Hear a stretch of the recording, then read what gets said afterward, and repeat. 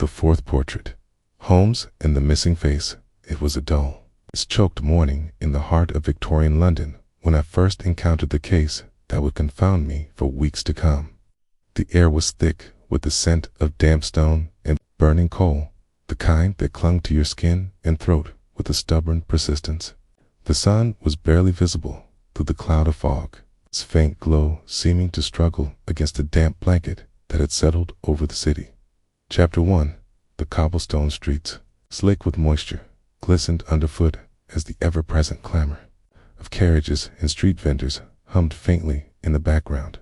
Yet, despite the oppressive weather, the city remained alive, its undercurrents of secrecy and intrigue hidden beneath the daily hustle of life.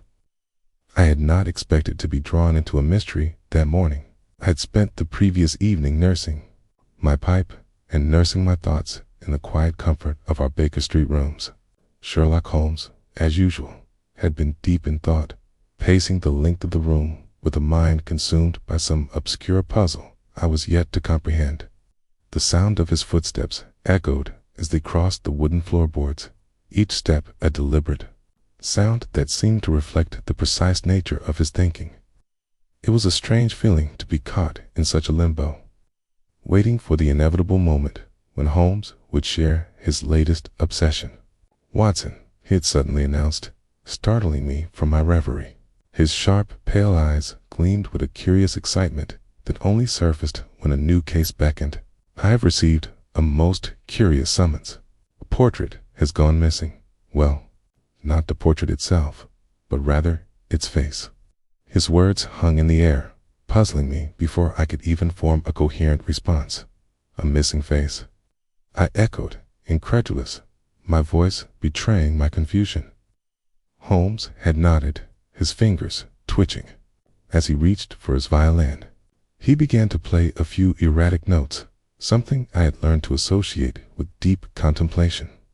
"Indeed, the portrait is of a certain Lord Abner Moreau, a wealthy art collector with an interesting past. His prized possession, a painting by the renowned artist Jasper Westwood, has been mysteriously altered. The face of the figure in the painting, his own face, mind you, has vanished, seemingly erased." As Holmes continued his musings, I was left bewildered. Oh, missing face. How could such a thing be possible in a mere painting? Knowing Holmes' tendency for the bizarre and extraordinary, I had no doubt that there was far more to this strange case than he was letting on. I watched him intently as his fingers continued to dance across the violin strings, the melodic notes flowing freely now, as if the case had already begun to consume him. His mind was working, every minute detail being catalogued and processed, in ways I could not even begin to follow. Holmes had always been one to draw connections where others saw only chaos. And the more I listened, the more I felt the sense of impending intrigue settle over me. Within the hour, we found ourselves heading towards the grand estate of Lord Moreau in Kensington. The fog hung thick as we made our way through the city streets, obscuring the view of nearby buildings and muffling the sounds of the hustle and bustle that normally filled the air. Holmes, as always, was silent during the journey, his mind evidently consumed by the riddle ahead. I, on the other hand, was left to ponder the strangeness of the case. Upon arriving, the estate revealed itself in all its imposing grandeur. The manor, built from dark-aged stone, rose up before us like an ancient fortress. Its tall, Gothic windows seemed to stare down at us, blank and unblinking. The surrounding grounds were quiet, the overgrown hedges and untended garden lending the place an air of neglect, as though the estate had once been alive with social activity, but had now faded into solitude. A butler, with a thin, disapproving expression, led us through a series of labyrinthine corridors and into a large drawing room. The room was adorned with luxurious tapestries and gilded furniture, but it was the portrait that caught my attention. It dominated the far wall, its size imposing yet elegantly framed in gold. The painting depicted a figure in fine clothing, standing proudly in a lavish interior. Lord Moreau stood beside it, his appearance in stark contrast to the youthful image. In the painting, he was older, his once vibrant face now drawn and weary. His clothes were still rich, but his manner was one of visible distress.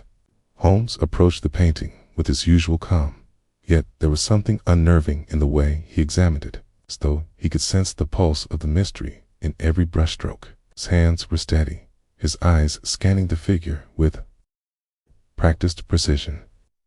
"Lord Moreau," Holmes said, turning to the aristocrat, his voice crisp and authoritative, "if you would permit me to inspect a painting in closer detail."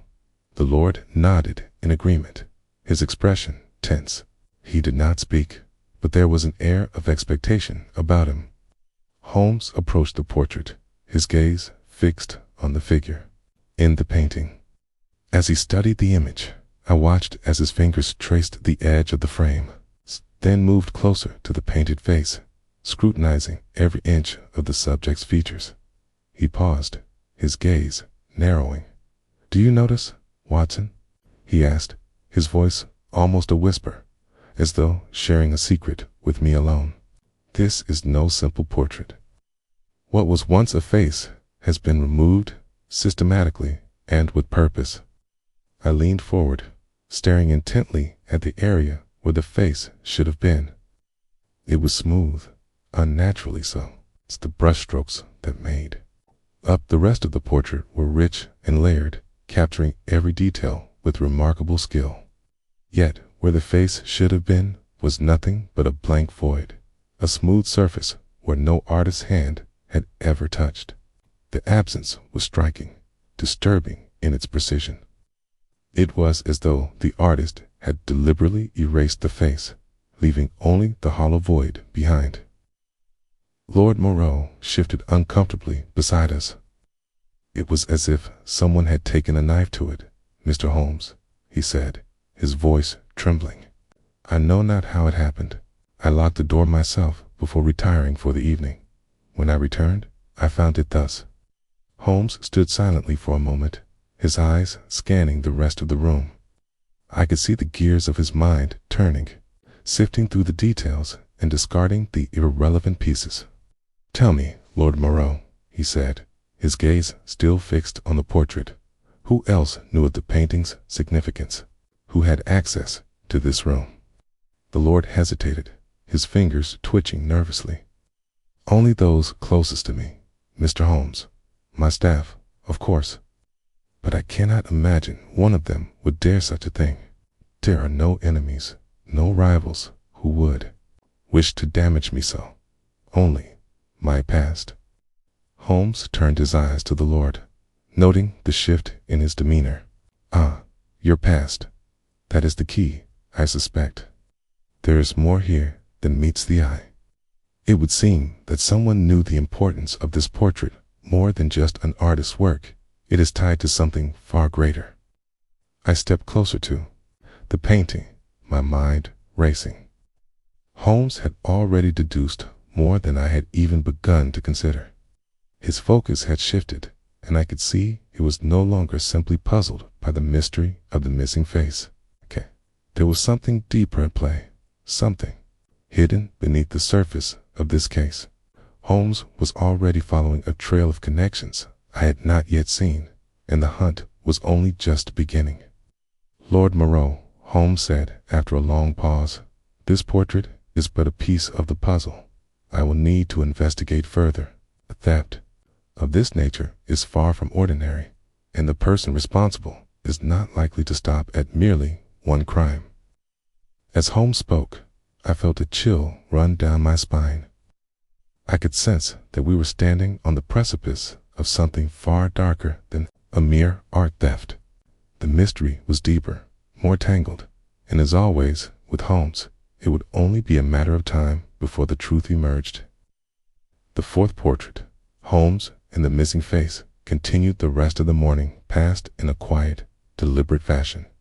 As Holmes continued his meticulous examination of the room, the portrait, and Lord Moreau himself, the aristocrat had grown increasingly agitated, pacing back and forth before the fireplace, casting nervous glances at the space where the face had once been. There was a palpable unease about him, a sense that he was caught between dread and a sort of disbelief that anything so strange could happen in the sanctity of his own home.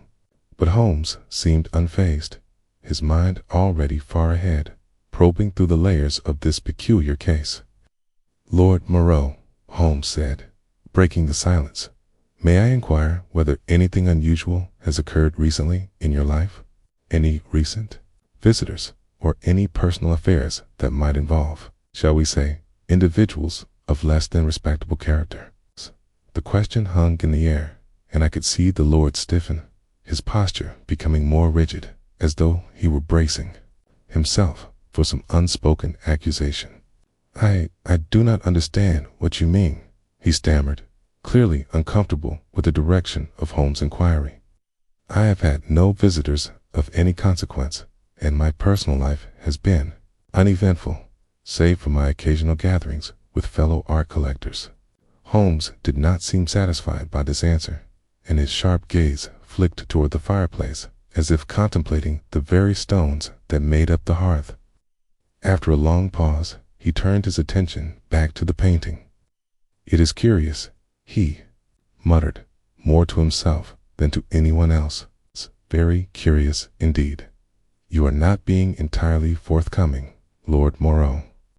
At these words, the Lord's face turned a shade paler.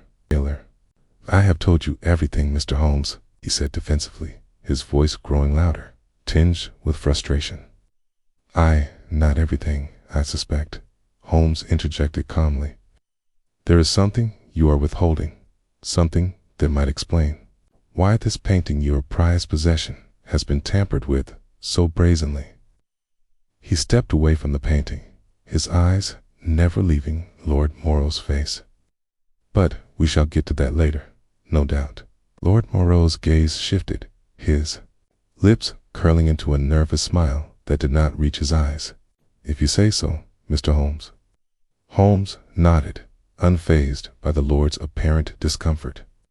"Now, if you would kindly allow me to inspect the rest of your residence. The answer, I believe, lies beyond this room, and I would prefer to conduct my investigation with as little interference as possible." Lord Moreau hesitated, but then reluctantly gestured for Holmes to proceed.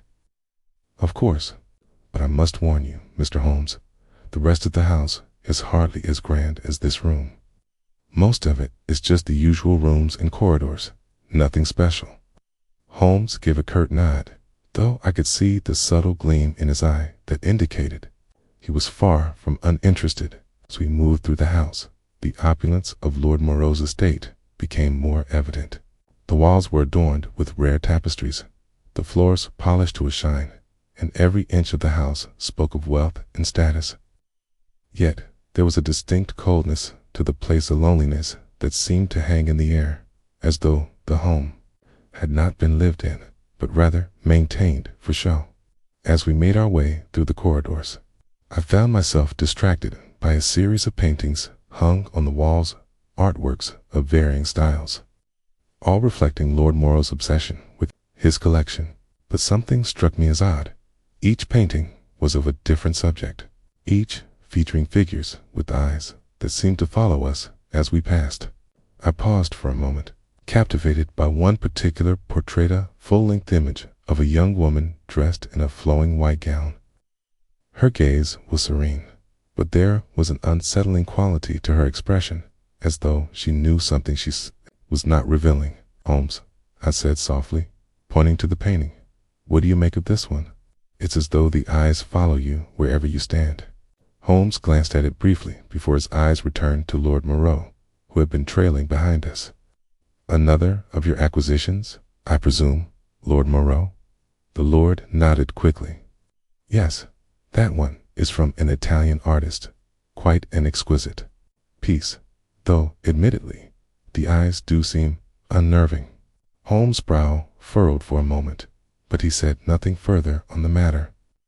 He was already moving on, his sharp mind leaping ahead, connecting threads I had not yet noticed. "There is something here," he muttered, almost to himself, something more than just the disappearance of a face. Lord Moreau remained silent as we moved deeper into the house, our footsteps echoing through the grand halls. At last, Holmes stopped before a heavy wooden door that appeared to lead to a private study. He turned the handle, revealing a room, shrouded in shadow, the air thick with the smell of aged paper and ink. The study was vast, its shelves lined with books on art, history, and the sciences. In the center of the room was a large mahogany desk, cluttered with papers, letters, and what appeared to be more paintings, some unframed and others carelessly stacked in piles. As Holmes stepped further into the room, I noticed his expression shift, his eyes locked onto a particular item on the desk, a small, ornate box, its surface carved with intricate designs. He approached it with deliberate steps, his fingers hovering over it as if sensing something peculiar. "Lord Moreau," Holmes began, his voice cool but precise. "Tell me about this box. It appears rather out of place among all this clutter." The Lord's face stiffened, but he quickly recovered, offering a nervous smile. "Ah, that. It's a family heirloom passed down through generations. It holds no real value beyond sentiment, I assure you." Holmes' eyes never wavered as he studied the box, his fingers lightly brushing against its surface. "May I?" he asked, before opening it without waiting for a response. Inside, there was a collection of small trinkets and pieces of jewelry. Others what appeared to be fragments of old documents. But nestled among them was something that caught my eye on old. Photograph of a young woman, her features indistinct, save for her eyes, the same unsettling eyes I had seen in the portrait earlier. Holmes picked up the photograph, turning it in his hands, his expression unreadable. "This," he said softly, "is interesting indeed. It seems that the portrait you have shown us is merely a piece of a larger puzzle, and I believe we are getting closer to understanding why the face was removed." Lord Moreau stiffened, his lips tightening into a thin line. "That is," he began, but Holmes cut him off with a sharp gesture. "Please, Lord Moreau," Holmes said, "no more lies.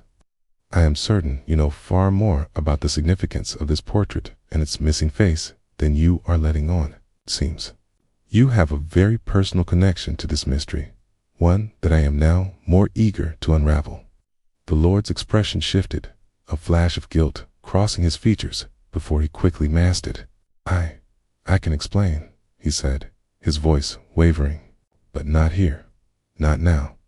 Holmes smiled, a sharp, knowing smile. "Of course, Lord Moreau. We shall return to this matter shortly, but for now I have more pressing questions to ask. I am certain the answers lie not in your collection, but in the darker recesses of your past."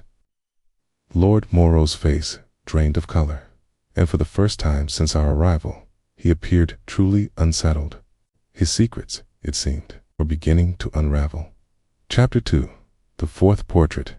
Holmes and the Missing Face. Continued. Lord Moreau's discomfort was palpable as he stood stiffly before us, the weight of his secrets pressing upon him. Holmes, of course, was unruffled, his mind already ticking through the various possibilities, each turn of his thoughts like the careful manipulation of an intricate lock. As I watched him, I could not help but marvel at his ability to maintain such composure in the face of the Lord's growing agitation. It was as though Holmes had long ago seen through the veneer of wealth and privilege that Lord Moreau so carefully cultivated. His very presence was an unspoken accusation, the invisible pressure mounting with every passing second. "You are right, Lord Moreau," Holmes said, his voice a quiet, almost soothing murmur. "You have something to explain, but I am not here to accuse you. Rather, I seek to understand. You see, there is much more to this case than a mere act of vandalism. The painting your precious portrait holds a deeper significance than you are willing to admit." The Lord's face paled, his lips trembling slightly, as though the words he had so carefully guarded for years were now threatening to escape. He took a step back, as though considering whether to offer a confession. But just as quickly, he composed himself, straightening his back and lifting his chin in defiance. "Mr. Holmes, I have no idea what you are insinuating," he said, his voice trembling slightly but filled with an unmistakable edge. "I've already told you everything.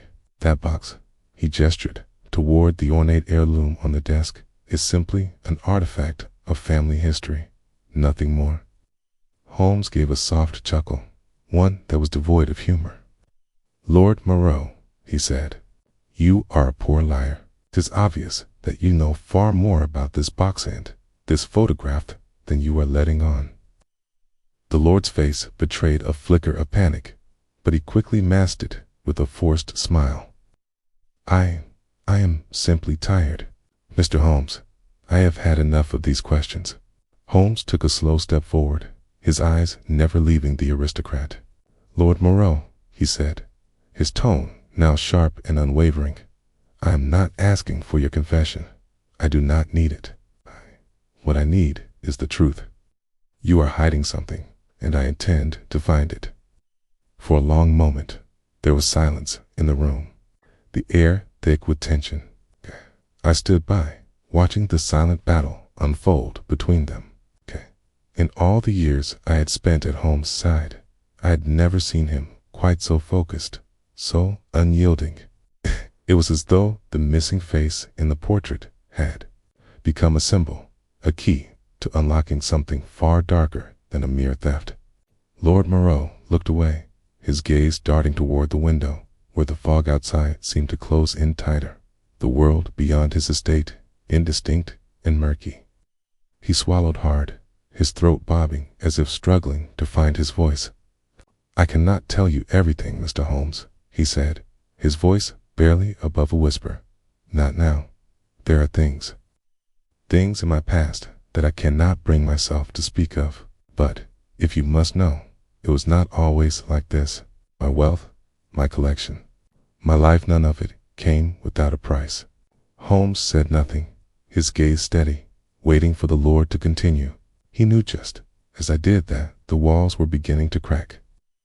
The story Lord Moreau had worked so hard to bury was finally inching toward the surface, and it would not be long before the full truth was revealed. After a long pause, Lord Moreau spoke again, his voice barely audible. "There is a man from my past, someone who once meant something to me." He paused again, collecting his thoughts. "He was an artist, much like Westwood, but far more talented, far more dangerous. He painted portraits that were more than just likenesses. They held power over the subject, over the viewer. I once owned one of his paintings, an early work, one that was far too revealing. It was of a woman I loved. I stepped closer, drawn by the intrigue in his voice. "A woman you loved?" I asked, unsure of where this was leading. Lord Moreau nodded, his eyes clouded with the distant memory. "Yes, she was the one in the photograph you found. Her name was Isabella. She was the muse of my life. But things went awry. The portrait," he faltered, his hands trembling slightly. "It was said to have cursed her. That's why I had to keep it hidden.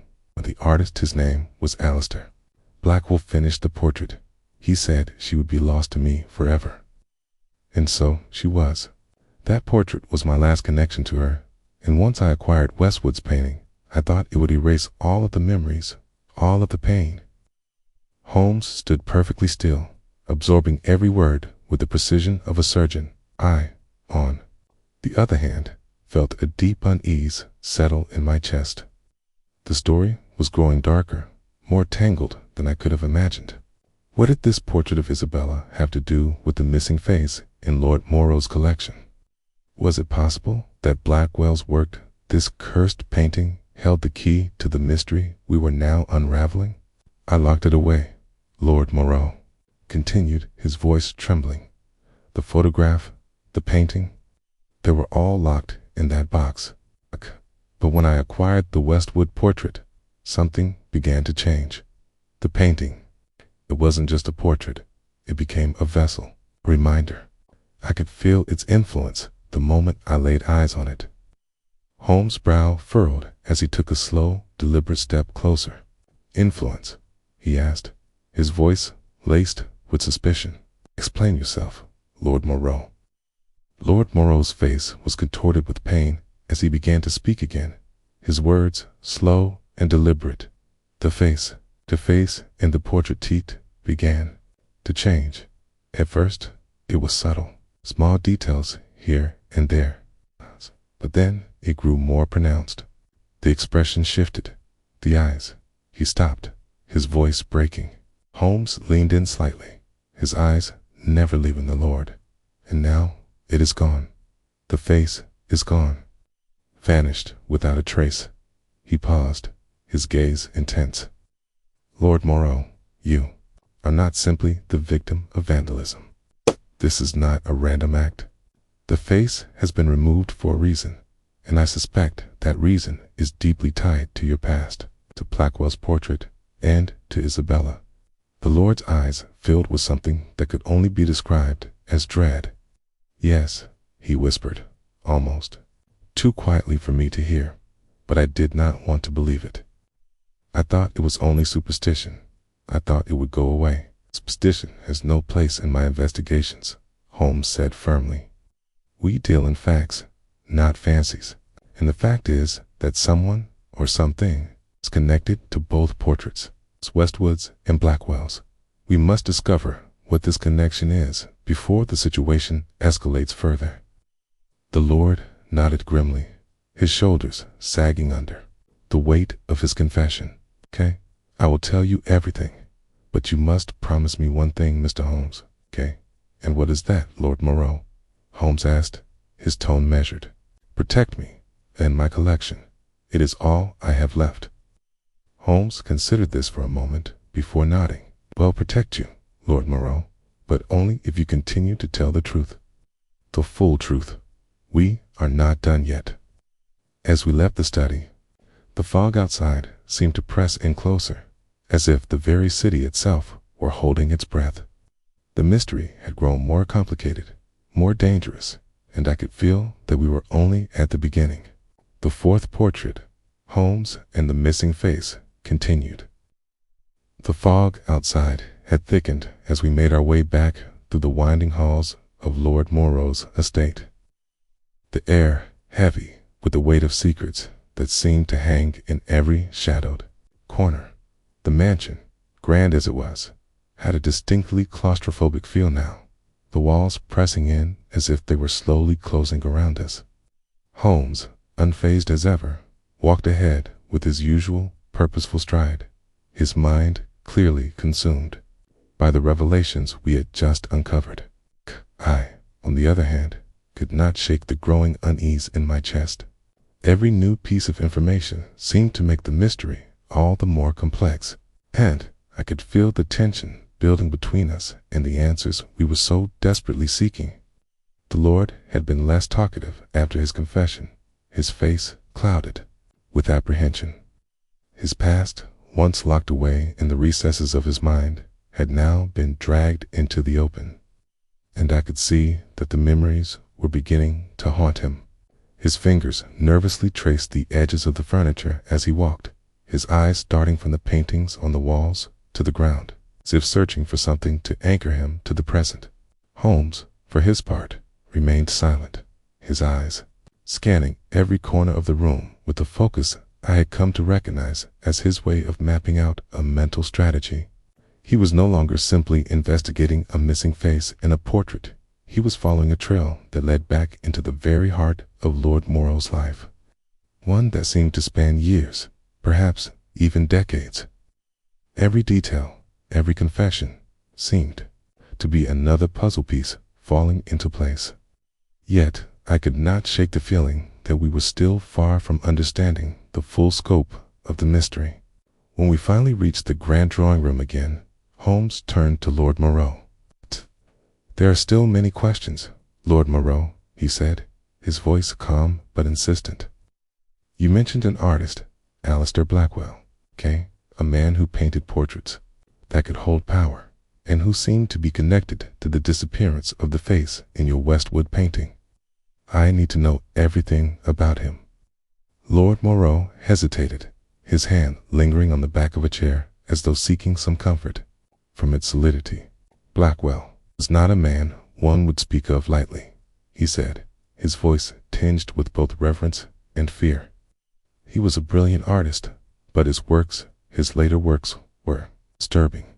They were more than just paintings. Fury had an unnatural hold over his subjects, almost as though his portraits were alive, binding their souls to the canvas. I glanced at Holmes, who seemed to take no particular interest in Lord Moreau's growing sense of unease. How do you mean, alive? I asked, unable to keep the skepticism from my voice. The Lord looked at me, his eyes wide with a mixture of fear and disbelief. I was introduced to Blackwell by a mutual acquaintance, an art dealer who had come into possession of some of Blackwell's early works. The first few were innocent enough, portraits of noblemen, landscapes, the usual fare.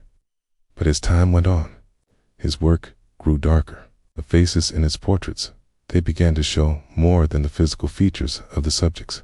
It was as though the paintings were reading their souls, capturing something far deeper than what was visible on the surface. I leaned in slightly, intrigued despite myself. And you believe that this man's art could actually affect the people it depicted? Lord Moreau nodded slowly, his gaze distant, as though lost in some past memory. I do not know how it happened, but I witnessed it firsthand. People who sat for his portraits, artists, musicians, even patrons of the arts, began to change. They became consumed by their portraits. It was as though the more Blackwell painted, the more the subject's essence became trapped within the canvas. I saw it happen to several people, and it terrified me.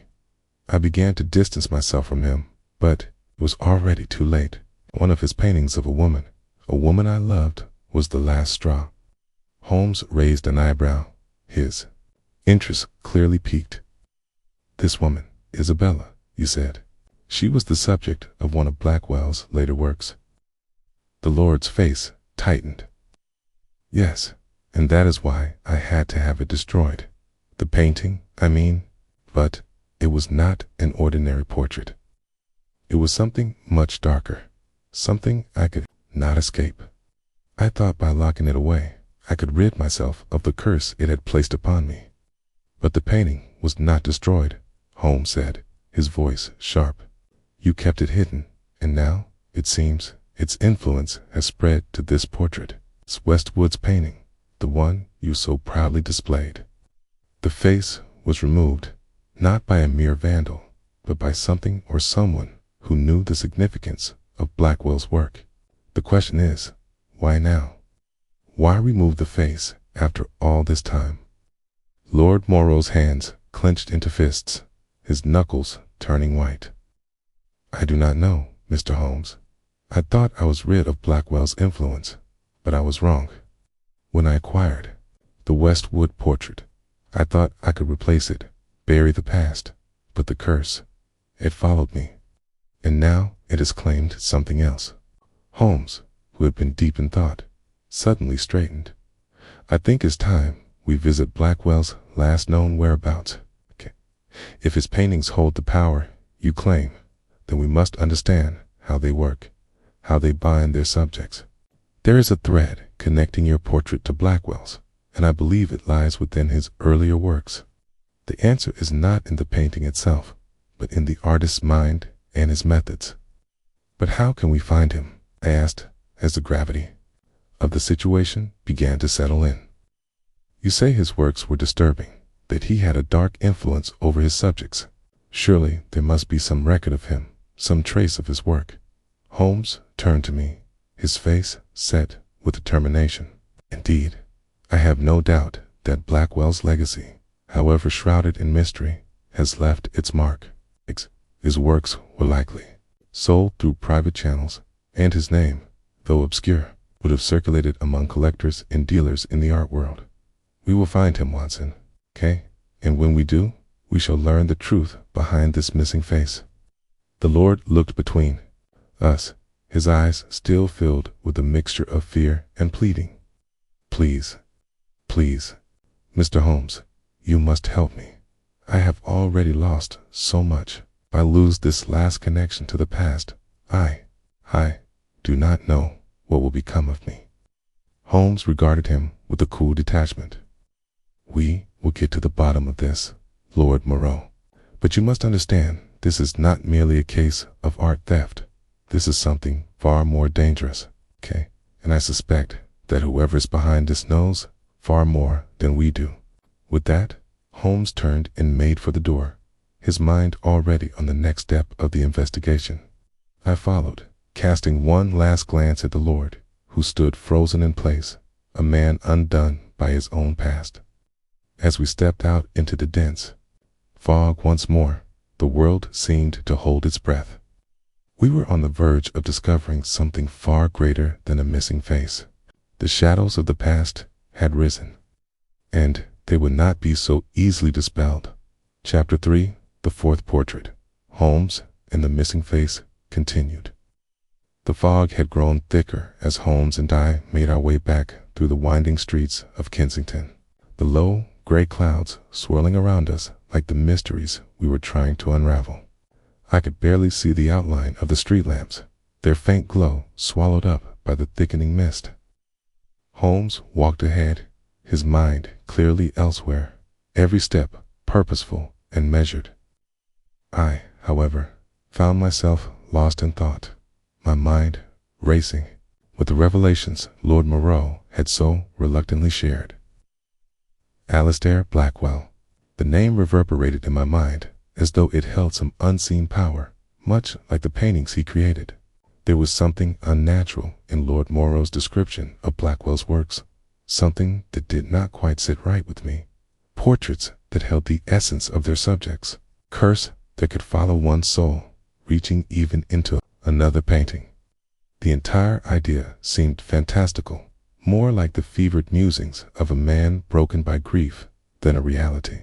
And yet, after seeing Lord Moreau's anxiety and hearing the weight of his words, I was left with little choice but to entertain the possibility. Holmes, I said, after a long silence, breaking the quiet between us, you mentioned we would need to investigate Blackwell's previous works.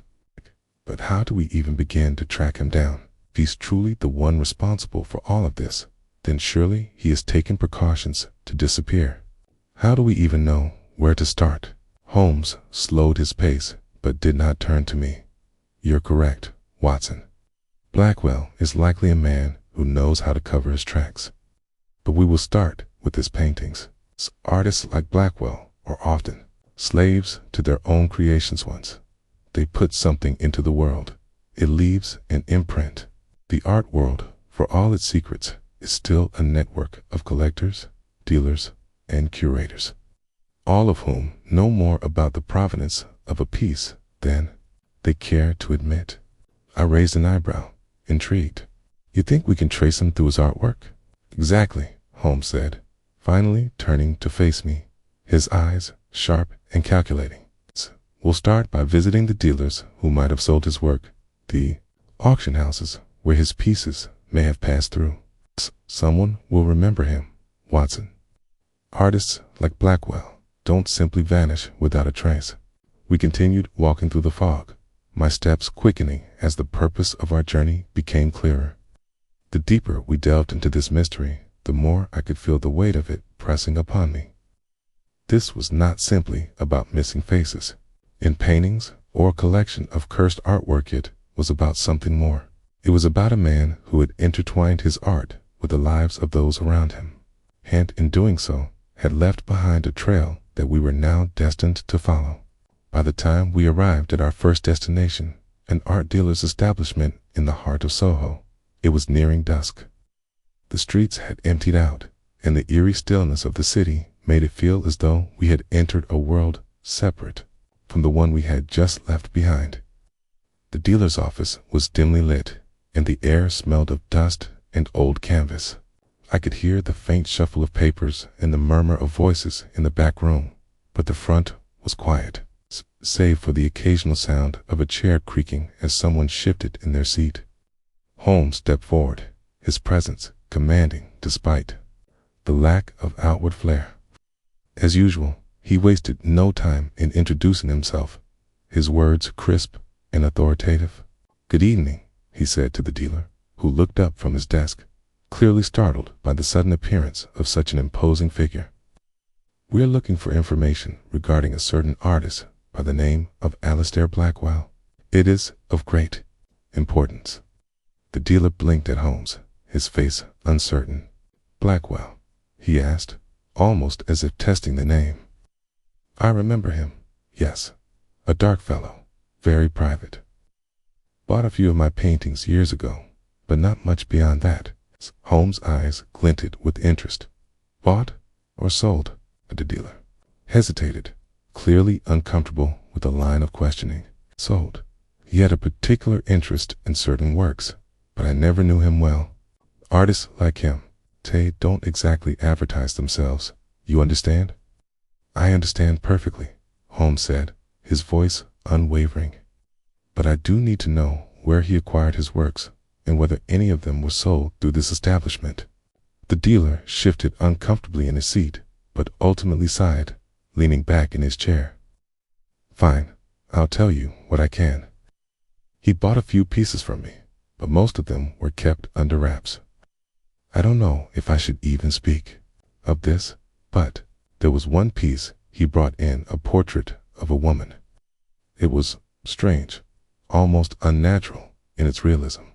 The eyes seemed to follow you wherever you stood. Some people said it was cursed." Holmes' gaze sharpened. "Portrait of a woman, you say? What happened to it?" The dealer frowned, his eyes darting toward the back of the room as though he was searching for reassurance. "It was sold, I think, to a private collector. I don't know who exactly, but I know it left here some years ago." Holmes stood still for a moment, his thoughts clearly racing. "Do you remember the name of the collector?" The dealer hesitated. "I'm not sure, but there was a man, a wealthy collector, very reclusive. He bought a lot of paintings from me, but mostly obscure artists. His name? It was something foreign. I believe it started with a V. Vermeulen, perhaps." Holmes nodded, absorbing the information. "That is quite helpful. You've been very forthcoming." The dealer waved his hand dismissively. "I told you what I know, but I won't be of much help beyond that." Holmes turned to leave, but before he did, he paused at the door, his back to the dealer. "One final question. Is there any record of Blackwell's work being sold through other auction houses, or any mention of his name in connection with any significant collectors?" The dealer nodded slowly. "You might try the Preston auction house. They handle a lot of obscure pieces. I don't know if they'd have any records of him, but it's worth a shot." Holmes gave a slight nod of thanks before turning back to me, his expression focused. "It seems we have our next lead, Watson. The Preston auction house. If Blackwell's work has passed through that establishment, then we may be closer to uncovering the full scope of his influence." As we left the dealer's shop, the fog had lifted slightly, revealing the faint outline of the city beyond. But the air still felt heavy, thick with the weight of the mystery we were chasing. I could sense that we were now entering a more dangerous phase of the investigation. The truth, as elusive as it had been, was no longer something hidden in shadows. It was coming closer, and I feared what would happen when we finally brought it into the light. ChatGPT said. The fourth portrait. Holmes and the missing face continued. The air was damp and thick with the scent of wet stone as we moved away from the art dealer's establishment. Our next destination now set in our minds. The Preston auction house had long been a reputable establishment in the world of rare art. And it was here, Holmes seemed certain, that the key to this strange mystery would reveal itself. Despite my growing doubts about the supernatural elements of the case, I found myself increasingly fascinated by the connections Holmes was weaving together.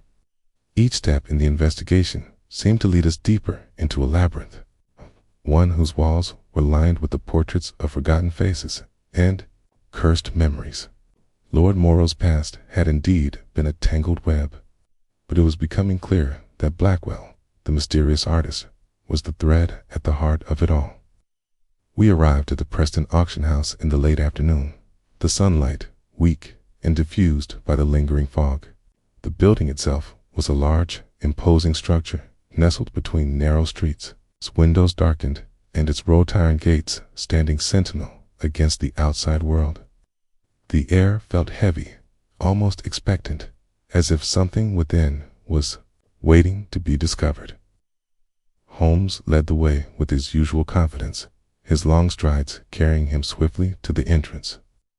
I followed closely behind, my mind still turning over the dealer's words. A private collector named Vermeulen, a portrait of a woman with eyes that followed you. How many of Blackwell's works have been sold under the radar? It's hidden away in the private collections of those who understood their true power. And if Lord Moreau was right, if Blackwell's paintings did indeed have an influence over their subjects, then we were not merely dealing with a simple case of art theft. We were dealing with something much darker. Inside, the auction house was surprisingly quiet, the hustle and bustle of a typical auction replaced by the stillness of a place between sales. Shelves of paintings lined the walls, covered in dust, while fine furniture and sculptures stood in corners, waiting for the next auction. The place had an air of faded grandeur, as though it had once been the center of a thriving art market, only to be left behind as the world moved on. Holmes wasted no time in approaching the desk where a middle-aged man sat, hunched over a ledger, his glasses perched precariously on the end of his nose. He looked up as we approached, his eyes narrowing slightly, clearly not used to unexpected visitors. "Can I help you, gentlemen?" the man asked, his voice dry and disinterested. Holmes did not hesitate.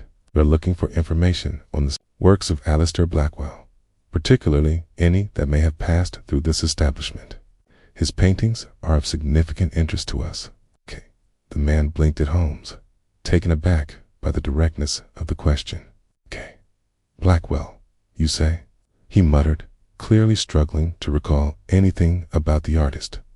"I haven't heard that name in years, but let me check our records. One moment." He stood, moving to a back room, and we were left to wait in the quiet space. I glanced at Holmes, who was scanning the room with his usual sharpness, his mind already at work. He turned to me, his voice low but deliberate. "Watson, do you see the pattern here? We are being led in a very specific direction. Vermeulen, it's the name of the buyer from the art dealer.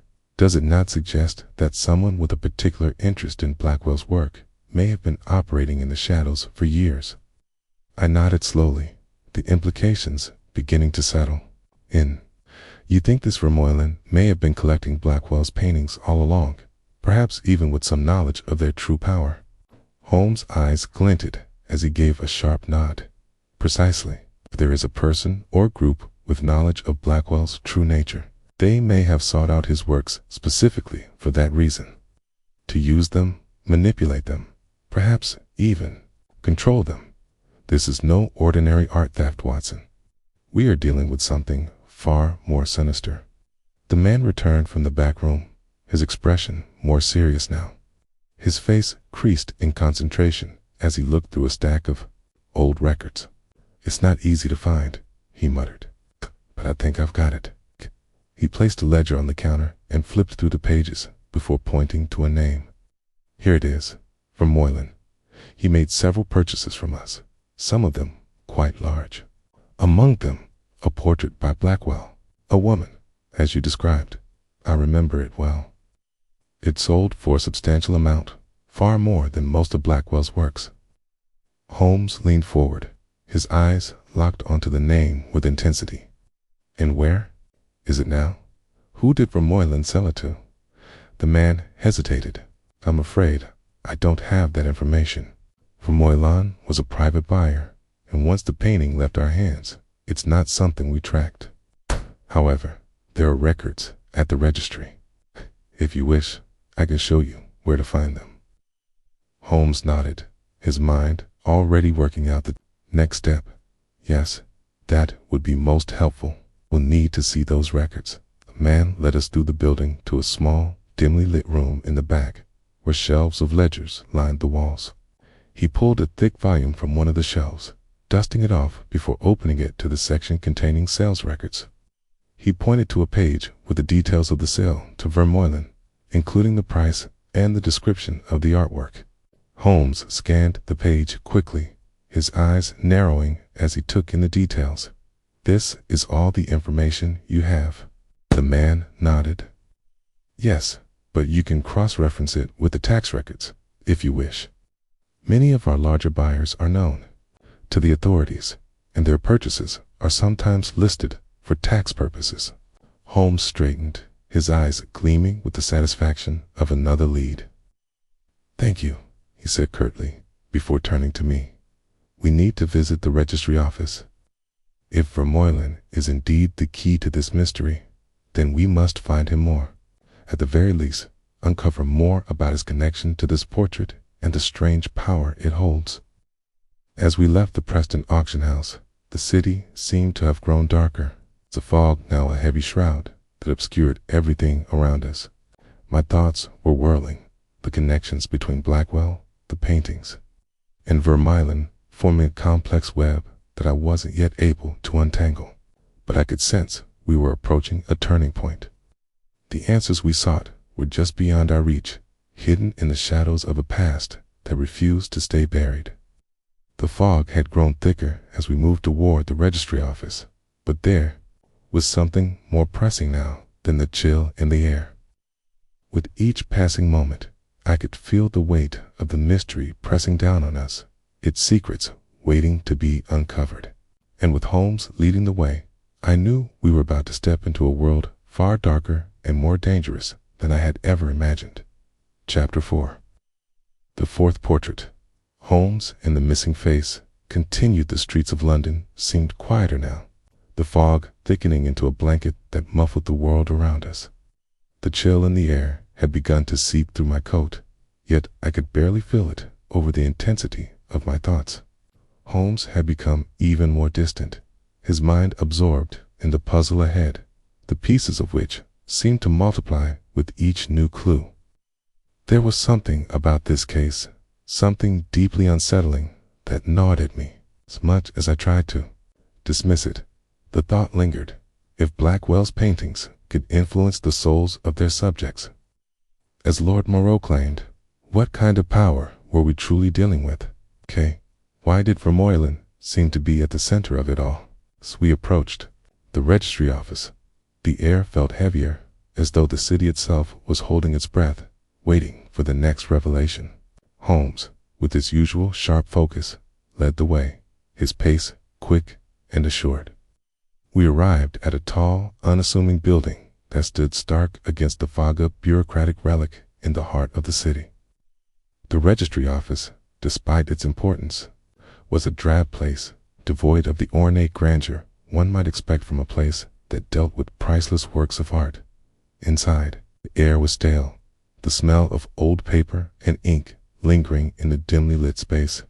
The walls were lined with shelves of records, their spines worn and yellowed from years of use. A lone clerk sat behind a desk at the far end of the room, her eyes fixed on a ledger in front of her. When Holmes approached, she looked up, her expression a mixture of mild interest and disinterest. "Can I help you?" she asked, her voice flat. Holmes wasted no time. "We are in search of some public records regarding a private art sale made to a man by the name of Vermeulen. The sale concerns a portrait by the artist Aleister Blackwell, a particularly valuable piece. Can you direct us to the records pertaining to this transaction?" The clerk looked at him blankly for a moment, clearly unprepared for such a request. "Vermeulen, you say?" she muttered. before turning to the stack of files beside her. Let me see what I can find. We don't usually deal with private transactions directly, but I'll check the tax records. Holmes nodded, his gaze flickering with impatience, but he didn't push. He knew that once the wheels of bureaucracy were in motion, they would turn, albeit slowly. Kay, on the other hand, could not shake the sensation that we were getting closer to something dangerous. Every piece of information we gathered seemed to lead us down another shadowed corridor. And I could feel the weight of the mystery pressing down on me with each passing moment. The clerk returned to her desk after a few minutes, holding a thick ledger in her hands. I found something, she said, flipping through the pages. A sale of a portrait by Blackwell to a private buyer named Vermeulen. The record lists the painting as being sold for a significant sum, but it doesn't specify where it was taken afterward. The transaction was completed through an intermediary, someone by the name of Lyle Prescott. I leaned forward, intrigued. Lyle Prescott. Who is he? The clerk frowned, flipping the pages again. Okay, there's no further information on him here, just his name and a reference to an address. It appears he acted as the middleman in this particular sale, but we don't have any direct contact information for him. Holmes' eyes narrowed. Prescott. That name is familiar to me. Okay, dealer, perhaps, in the darker corners of the art world. He turned to me, his gaze sharp. Watson, we need to find this Prescott. He was involved in facilitating the sale of Blackwell's painting. He may know far more about the fate of the portrait and Vermeulen's connection to it. The clerk, still looking at the ledger, spoke again. I do know there's a Prescott gallery down on Redcliffe Street. It's a small place, but they deal in rarities. They might have information on him. Holmes thanked her curtly before turning. To leave. Come, Watson.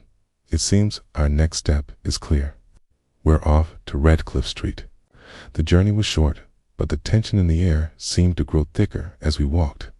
The streets were deserted, the silence hanging heavy over the city like a weight.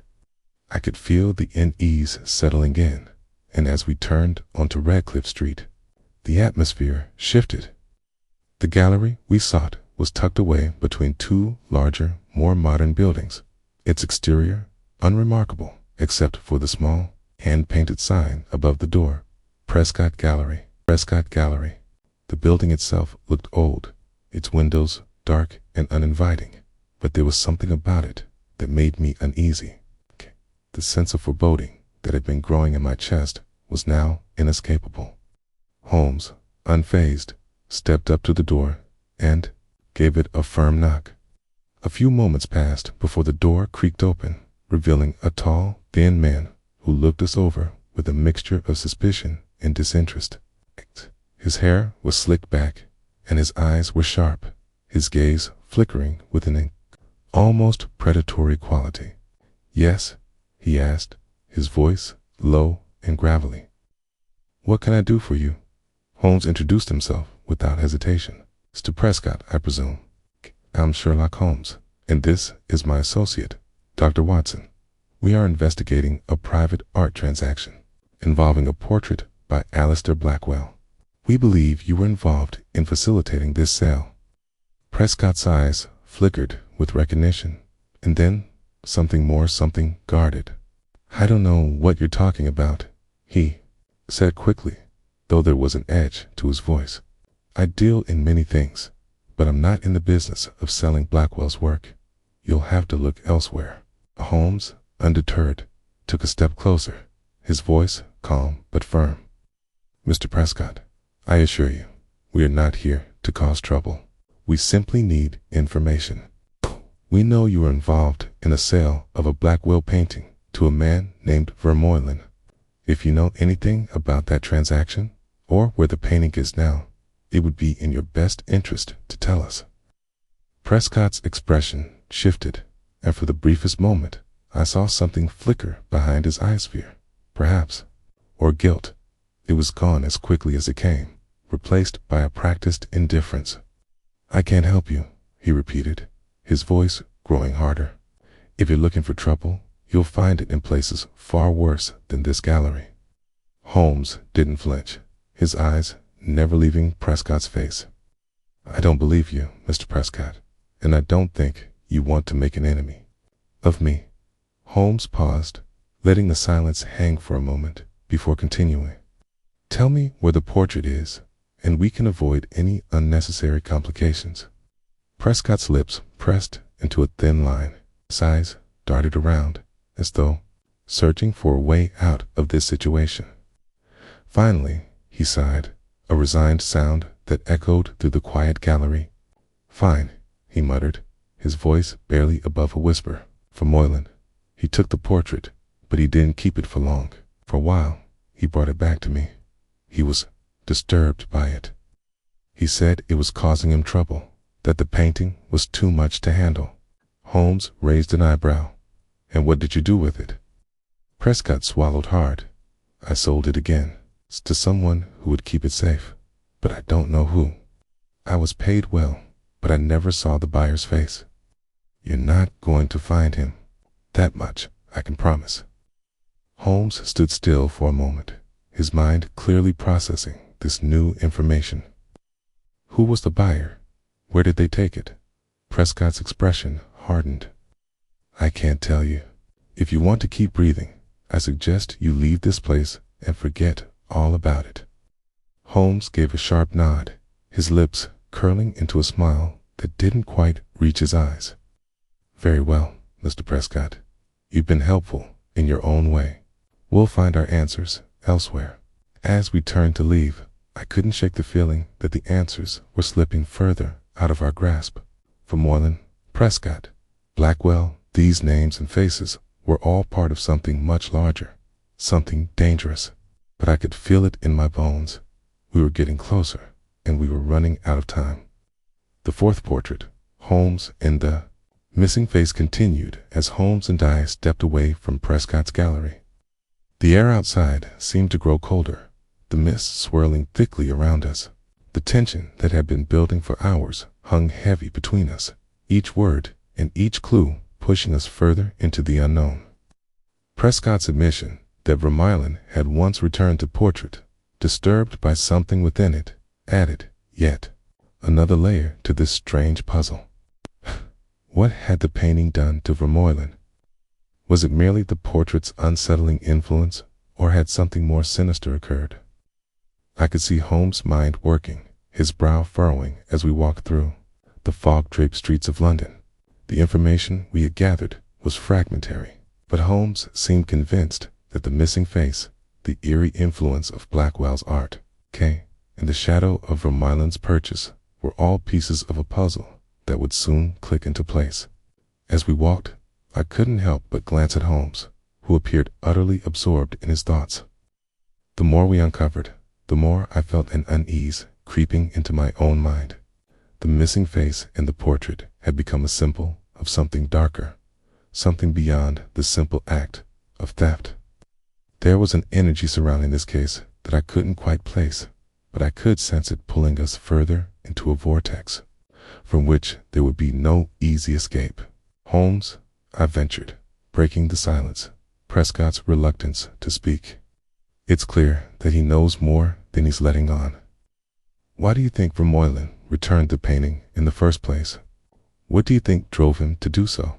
Holmes slowed his pace, his eyes distant as he considered the question. "It's simple, Watson. Vermeulen encountered something he couldn't control. We know that Blackwell's paintings are more than mere likenesses of their subjects, Lord. Moreau mentioned that they captured a person's soul, and Prescott's words confirmed that something about Blackwell's works is unnatural. It's not just the act of painting, it's the power within them. The painting Vermeulen purchased must have had an effect on him, a psychological grip, perhaps something far worse." "But if Vermeulen was disturbed by it," I said, trying to process the implications, "why didn't he simply get rid of it? Why return it to Prescott?" "Because," Holmes said, his voice low, "he couldn't. Vermeulen was likely drawn to the portrait by a compulsion he couldn't explain, an obsession to possess something so powerful, and once he had it, It began to influence him, making him feel as though he was trapped. No doubt, he was caught between the painting's allure and its dark influence. I could feel the pieces slowly falling into place, but they still didn't quite form a clear picture. If Blackwell's art had such power, then what was the true nature of the influence it exerted over its subjects? And why was Lord Moreau, a man of wealth and status, so deeply tied to this web? As we reached a quiet street near the outskirts of the city, Holmes turned to me with a quick, calculating glance. "Watson, I believe we must visit Vermeulen's estate. If we are to uncover the full truth, we need to speak to him directly. It's clear that he knows more than he's let on, and we cannot afford to waste any more time." I nodded, although the thought of confronting Vermeulen filled me with a sense of dread. This case had moved from the realm of simple investigation into something far more complex and dangerous. Every new lead, every new clue, seemed to take us deeper into a shadowy world I hadn't expected. Yet, if anyone had the answers we sought, it was Vermeulen. We took a cab across the city to a more secluded part of London, where the mansions grew larger, their gates high and foreboding. Vermeulen's estate was situated at the end of a long drive, hidden behind tall trees and a row of high hedges. The house was old, the exterior adorned with ivy and moss, giving it an air of neglect despite its grandeur. It was the kind of place that seemed to loom over its surroundings, as though its very presence was meant to dominate the land. Holmes led the way to the door, his posture as straight and unwavering as ever. I followed closely behind, a mix of curiosity and apprehension coursing through me. We were about to face a man whose connection to this case could hold the key to everything. But I couldn't shake the feeling that we were walking into a trap. The door was opened by a tall, stoic butler who regarded us with a polite, though somewhat distant, air. "Mr. Vermeulen is expecting you," he said, his voice formal. "Please, follow me." We were led through a darkened hallway, the walls lined with more portraits, most of which were veiled in shadow, their subjects staring down at us with their enigmatic gazes. The house smelled of old wood, faintly of tobacco, and something I couldn't quite place, an odd mixture of familiarity and discomfort. Finally, the butler stopped before a door at the end of the hall, knocked gently, and then stepped aside. Vermeulen was seated by a large window, looking out into the garden. He was a man in his late 50s, though his face appeared older, drawn, as if the weight of the years had left their mark on him. His expression was calm, but there was a certain wariness in his eyes, as though he had been expecting us, or at least anticipating the questions that we would soon ask. Holmes wasted no time. "Mr. Vermeulen," he said, his voice cool, "we need to speak with you about the portrait you purchased from Alistair Blackwell. We know you returned it to Prescott, and we would like to know why." Vermeulen turned slowly in his chair to face us, his fingers tapping absently on the armrest. "Ah," he said quietly, "so it's come to this." The room felt colder, the shadows deeper. "I returned it," Vermeulen continued, "because I couldn't keep it. It took hold of me, as it has of others. The portrait is not like any other painting I've ever seen. It changes the way you think. It's not just an image, it's an experience." I felt a chill run down my spine. The way he spoke matter-of-factly suggested that whatever had occurred with that painting was more than just an unsettling influence. There was something darker, something far more dangerous at play. Holmes leaned in slightly, his gaze piercing. "Tell us everything, Mr. Vermeulen, the full story. How did the painting affect you, and why did you return it?" Vermeulen sighed. A long, resigned sound, and for the first time I saw a hint of vulnerability in his eyes. "I bought the painting for its beauty, for the fame of Blackwell's work. But once it was in my possession, I realized that I had made a terrible mistake. The portrait doesn't just capture a person's likeness, it captures their essence. I could feel it, I could hear it speaking to me, drawing me into it. I wanted to rid myself of it, but it had already marked me. Holmes did not flinch, and now the portrait is gone, but its influence remains. Vermeulen's lips twisted into a bitter smile. Case, you could say that. The painting is gone, but the effect it had on me, it lingers. As I looked at Vermeulen, I could see the truth in his eyes. Whatever Blackwell's paintings did, it had driven him to a breaking point. The portrait had left its mark, and now it seemed it was our turn to uncover its full power. Holmes turned to me, his expression unreadable. It seems, Watson, that we have only begun to scratch the surface. The mystery had deepened, and as I stood in that dimly lit room, I realized that whatever lay ahead, it would be a path we could not walk back from. Chapter 5, The Fourth Portrait. Holmes and the Missing Face continued. The silence that followed Vermeulen's admission was thick and heavy, and it seemed as though the room itself had drawn in a collective breath, waiting for the next piece of the puzzle to fall into place. Holmes and I exchanged a brief glance, and I could feel the weight of the mystery pulling us deeper, its tendrils winding around every word and every gesture. Vermeulen, though he had spoken plainly, had given us only part of the story. There was still much he wasn't saying, and I knew that we had to press him further. Yet I couldn't help but feel that he had already revealed more than he intended, the truth unfolding in fits and starts. Vermeulen shifted in his chair, his hands clasped tightly in his lap, as though trying to maintain control over the conversation.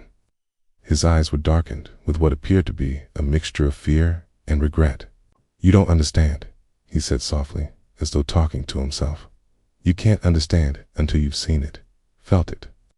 The way the portrait draws you in, the way it whispers in your ear, makes you question what's real and what isn't. Blackwell, he's not just an artist, he's a manipulator, a master of the mind. His paintings, there's something in them. They don't just capture a likeness, they hold something more. And once you see it, once you're in its grip, there's no way out." Holmes remained silent, his eyes fixed on Vermeulen. There was no judgment in his expression, only an intensity that matched the gravity of the situation. "Tell me, Mr. Vermeulen," Holmes said quietly, his voice calm and controlled, "why did you return the portrait to Prescott? Was it because you couldn't live with the effect it was having on you? Or was there something more?" Vermeulen's eyes flickered with something akin to guilt. He opened his mouth as if to speak, but no words came. The silence between us stretched longer than I had anticipated. Finally, he spoke, his voice shaky. "I returned it because I could feel the painting's hold on me slipping. But there was something else, something more terrible. When I looked at the portrait, I didn't just see the woman's face. I saw myself. I saw everything I had ever feared, everything I had ever wanted. It became me. The longer I looked, the more I felt as though I was being consumed by it. And then, after I returned it to Prescott, I started hearing things' voices. No matter where I went, I could hear the whispers. It was as if the portrait was still with me, even though it was no longer in my possession. The room grew colder, the shadows in the corners stretching longer. I could feel a deep unease growing in the pit of my stomach. The psychological toll Vermeulen described was something far beyond simple art theft or a haunted painting. It was as if Blackwell's works had the power to invade not just the mind, but the very soul of its subject. Holmes leaned forward, his eyes narrowed with focus. "You said that the portrait became you. Can you elaborate? What exactly do you mean by that?" Vermeulen swallowed hard, his hands trembling in his lap. "It's hard to explain. It's as though the more I looked at it, the more I lost myself. The portrait's eyes, its expression, they were not just a reflection of the woman, it became a reflection of me. Every doubt, every regret, every dark thought I had ever buried, it was as though it all came to the surface when I stared at it. And it was overpowering. I couldn't stop myself from looking, even though I knew it was destroying me. I exchanged another look with Holmes, but he remained silent, his mind working through the implications of Vermeulen's words. The whispers, Holmes said after a moment. You're suggesting that the portrait somehow communicates with its viewers, yes, that it has the ability to project something, more than just a likeness. Yes, Vermeulen whispered, his voice barely audible, more than just a likeness. It's as if the painting itself becomes a part of you. It doesn't just capture your image, it captures your essence. And when you look at it long enough, you begin to lose yourself. Your thoughts, your emotions, everything becomes tangled up with the painting. It's like being trapped inside your own mind, and the only way to escape is to destroy the painting. But even then, it doesn't go away. It follows you, leaves its mark. Holmes, as always, seemed unfazed by the intensity of Vermeulen's account. He leaned back in his chair, his fingers tapping rhythmically on the armrest. This is most interesting, Holmes said thoughtfully. It seems that Blackwell's work goes far beyond traditional art. It is as if his paintings are living things, capable of affecting the very consciousness of those who behold them. Vermeulen nodded, his face pale. Exactly. And that's why. I returned the painting to Prescott, but now I can't escape it. The portrait, the woman in the portrait is still with me. I hear her voice, I see her face in my dreams, and I can't stop myself from thinking about her. It's like I've become obsessed with her. The more I try to forget, the stronger it becomes. It's driving me mad. Holmes stood abruptly, his sharp gaze fixed on Vermeulen. Then, it seems we are dealing with something much more dangerous than mere art. This is not simply a matter of possession or influence. It is an assault on the mind itself. The painting, whatever its true nature, has the ability to consume the viewer, to entrap them in their own thoughts and desires. Stood as well, feeling the weight of the conversation pressing down on me. But what is it, Holmes? What is the painting really doing? And why is Vermeulen the one to feel its effects so strongly? Holmes turned to me, his face grim. I believe the answer lies not just in Blackwell's technique, but in his understanding of the human psyche. He's not merely painting a portrait. He is capturing the very essence of the person in the painting. And once that essence is captured, it can be manipulated, twisted, even destroyed. I felt a shiver run down my spine as I processed Holmes' words. The more I thought about it, the more I realized that this was no ordinary art theft. No simple case of missing paintings. It was an assault on the very fabric of identity. Blackwell's art, it seemed, had the power to unravel a person's sense of self and replace it with something darker, more malevolent. Vermeulen looked up at us, his eyes wide with fear. Please, he begged, his voice barely above a whisper. You have to stop it. You have to stop Blackwell's paintings before it's too late. Holmes studied him for a moment, his expression unreadable. We will, Mr. Vermeulen, he said softly. But we must first understand the full scope of this. We must find Blackwell and learn the full extent of his work. Only then can we hope to stop the paintings from claiming anyone else. As we left Vermeulen's estate, the fog had thickened again, the world around us now a blur of shadows and muted colors. Holmes seemed lost in thought, his mind racing through the possibilities, but I could feel the weight of the mystery pressing in on all of us. We were no longer just chasing a missing face in a portrait. We were chasing something far more dangerous, power that had the potential to consume everything in its path. The search for Blackwell was no longer just an investigation. It had become a race against time, a battle to stop something that threatened not just Vermeulen, but anyone who came into contact with his art. The fourth portrait, Holmes and the missing face, continued the journey back from Vermeulen's estate, was uneventful, the fog continuing to thicken as it crept through the streets of London. The silence between Holmes and me seemed to stretch, thick with unspoken thoughts. I could feel the weight of the case pressing down on both of us, yet Holmes had remained oddly quiet since we left Vermeulen's mansion. His sharp mind, always at work, was no doubt piecing together the puzzle in ways I could not follow. We had gathered pieces, yes, but they were still scattered, incomplete. From Wallen's disturbed state, his obsession with the portrait, his claim that Blackwell's art could influence the mind, all pointed to something far darker than mere theft or a strange artist's eccentricities. We were dealing with a man who had learned to manipulate more than just paint and canvas. He had found a way to capture the very essence of his subjects and twist it to his will. But why? And what was the true nature of this power? Holmes had been particularly interested in the fact that Blackwell's influence appeared to stretch beyond simple observation. It seemed that his paintings were not mere likenesses. They were reflections of something deeper, something more profound. But what made them so potent? And why had they driven Vermeulen to madness, but left Lord Moreau untouched?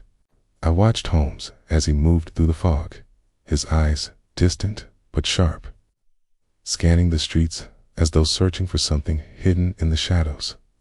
Finally, after what felt like an eternity, he spoke. "Watson, it is clear that we are dealing with something far beyond the realm of typical art. Blackwell's paintings. They are not just portraits, they are conduits, vehicles for something much darker. What we have yet to determine, however, is the source of this power."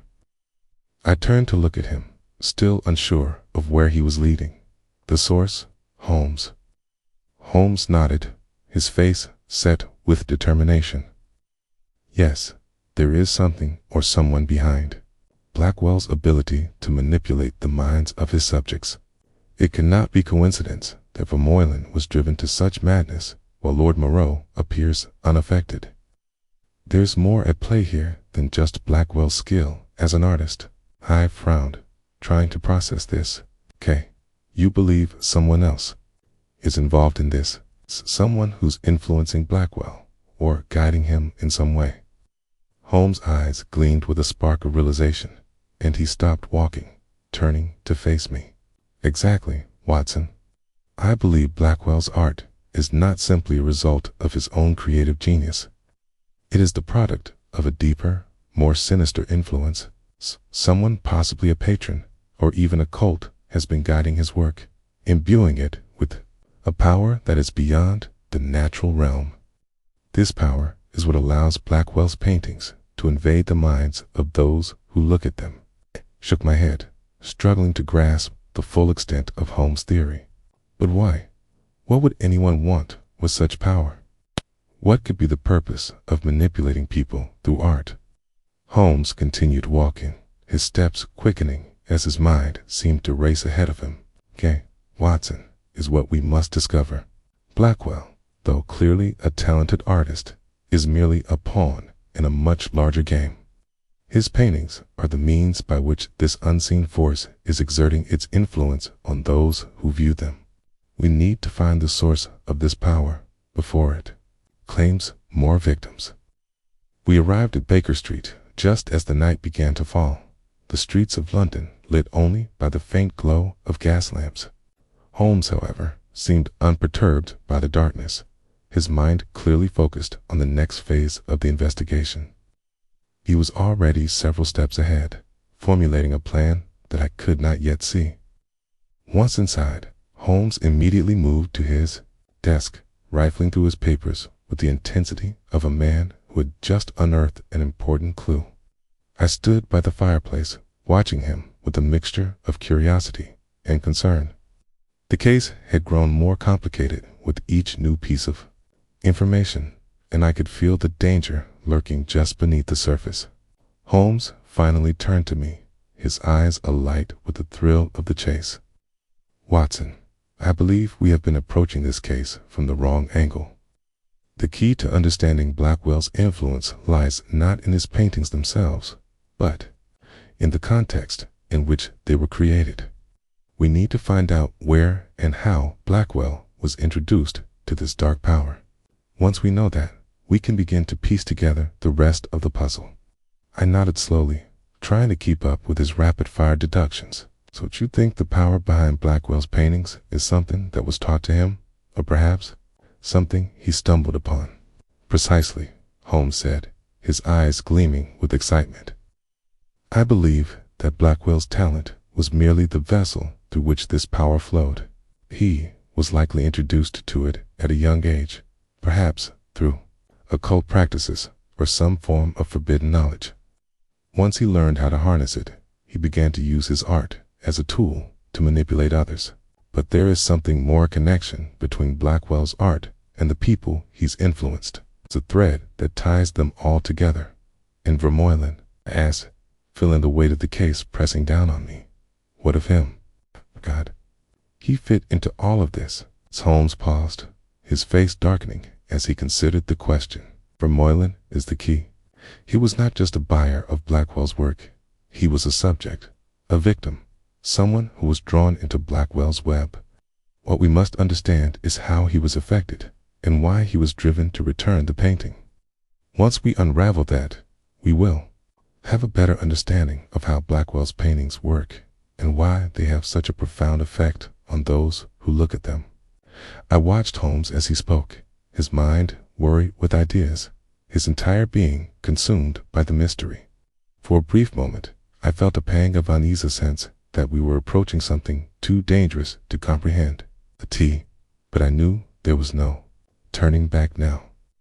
The case had already ensnared us, and we would have to follow it to its conclusion, no matter where it led.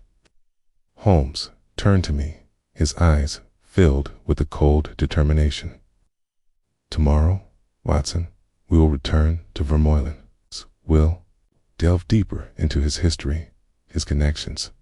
We must understand what led him to Blackwell and what makes him so susceptible to the power within those paintings. If we can unlock that, we may be able to trace the source of Blackwell's influence. I nodded, feeling the gravity of the task ahead, and after that, Holmes gave a slight smile, one that didn't quite reach his eyes. After that, Watson, we will find Blackwell, and we will end this madness once and for all. As the night closed in around us, I couldn't shake the feeling that we were moving closer to the heart of something far darker than we had yet realized. Blackwell's art was only the beginning. The true nature of this mystery lay deeper still, and I feared that when we finally uncovered the truth, it would be more terrifying than anything we had yet imagined. Chapter 6. The Fourth Portrait. Holmes and the Missing Face continued the following morning. The fog had lifted somewhat, but the air still hung heavy with anticipation, as though the city itself was bracing for something momentous. Holmes and I made our way back to Vermeulen's estate, the weight of the investigation now bearing down on both of us. The events of the previous day had only deepened the mystery, and Holmes seemed more resolute than ever in his determination to uncover the truth behind Blackwell's influence and Vermeulen's involvement. As we approached the grand gates of Vermeulen's estate once more, I could feel the tension rising in my chest. There was something about this place, the sprawling grounds, the towering mansion, that felt oppressive. It was as if the house itself held secrets that could not be easily unlocked. Yet, there was no turning back now. We had gathered enough information to understand that the answers lay within this very estate, and only by confronting Vermeulen directly could we hope to uncover the full scope of Blackwell's dark influence. Holmes, as ever, was calm and focused. He didn't speak much as we approached the door, his mind clearly on the task ahead. I, on the other hand, couldn't shake the unease. I felt the growing sense that we were stepping into a trap from which there would be no easy escape. But if there was anyone who could navigate this treacherous path, it was Holmes. The butler answered the door once again, his expression unchanged from our previous visit. Without a word, he stepped aside, allowing us to enter. Vermeulen was in the same study, seated by the window once again, though this time there was a new tension in his demeanor. The man who had once appeared merely anxious now seemed genuinely fearful, as though he knew that the answers we sought would come at a great cost. "Mr. Vermeulen," Holmes said, his voice even and controlled, "we need to continue our conversation from yesterday. I trust you understand the importance of what we are trying to uncover." Vermeulen did not respond immediately. He simply nodded slowly, his eyes avoiding Holmes' gaze. It was clear that he was unwilling, or perhaps even unable, to speak freely. But Holmes, as always, was undeterred. "Tell me, Mr. Vermeulen," Holmes pressed, his tone gentle but firm. "You mentioned before that the portrait of the woman became you. What did you mean by that? What happened when you gazed upon it? How did it change you?" Vermeulen shifted uncomfortably in his chair, his hands clasped tightly together. "It wasn't just the painting," he said finally, his voice trembling. "It was everything. I felt like I was being drawn into it, like it was pulling me deeper and deeper into its world. The more I looked, the more I could see things I had buried deep inside me. My fears, my desires, everything I hated about myself. It was all there, right in front of me. And then, as I gazed at it, I felt like I was losing control. I didn't know if I was looking at the painting or if the painting was looking at me. It was like the two of us were becoming one." Holmes leaned forward, his gaze sharp and penetrating. "It was not just a reflection of your image, but of your soul, of your deepest fears and desires." Moylan nodded, his face pale. "Yes, that's exactly it. It wasn't just an image, it was something far more powerful, something alive." I glanced at Holmes, who was now absorbing every word with quiet intensity. He had always been keen on understanding the psychological aspects of a case, and it was clear that he was beginning to piece together the broader implications of Vermeulen's words. But I, too, was beginning to understand. This was no ordinary portrait. It was a conduit, a means by which Blackwell had tapped into something far more ancient, far more dangerous. Holmes stood abruptly, his gaze never leaving Vermeulen. "Mr. Vermeulen, I believe you've given us enough to understand the true nature of Blackwell's influence. But there is still much we need to know. Where did you acquire the portrait? From whom did Blackwell learn to imbue his paintings with such power?" Vermeulen flinched at the question, his eyes darting to the side as though seeking an escape from the conversation. "I don't know," he said, his voice cracking. "He never told me. Blackwell was a man of secrets, of shadows. He would only speak in riddles, never in clear terms. All I know is that when I first saw the painting, I knew it was something different. I knew it was not just a piece of art. It was something far more dangerous." Holmes paused, as if weighing the significance of Vermeulen's words. He then spoke, his voice low and deliberate. "And you think that this power, influence within the paintings was something Blackwell had mastered on his own? Or was it something he was taught, something passed down to him?" Vermeulen's face tightened with unease. I can't say. Blackwell was secretive, but I know that his work was unlike anything I had ever seen before. It wasn't just the paintings themselves, it was the way they made me feel, the way they made others feel. I believe he was tapping into something ancient, stilling beyond the normal bounds of art." Holmes nodded slowly, his gaze narrowing. "And what do you believe Blackwell's ultimate goal was? What was he trying to achieve by creating these paintings?" Vermeulen looked up at Holmes, his eyes filled with a mixture of fear and uncertainty. "I don't know, but I fear it was something beyond even Blackwell's understanding.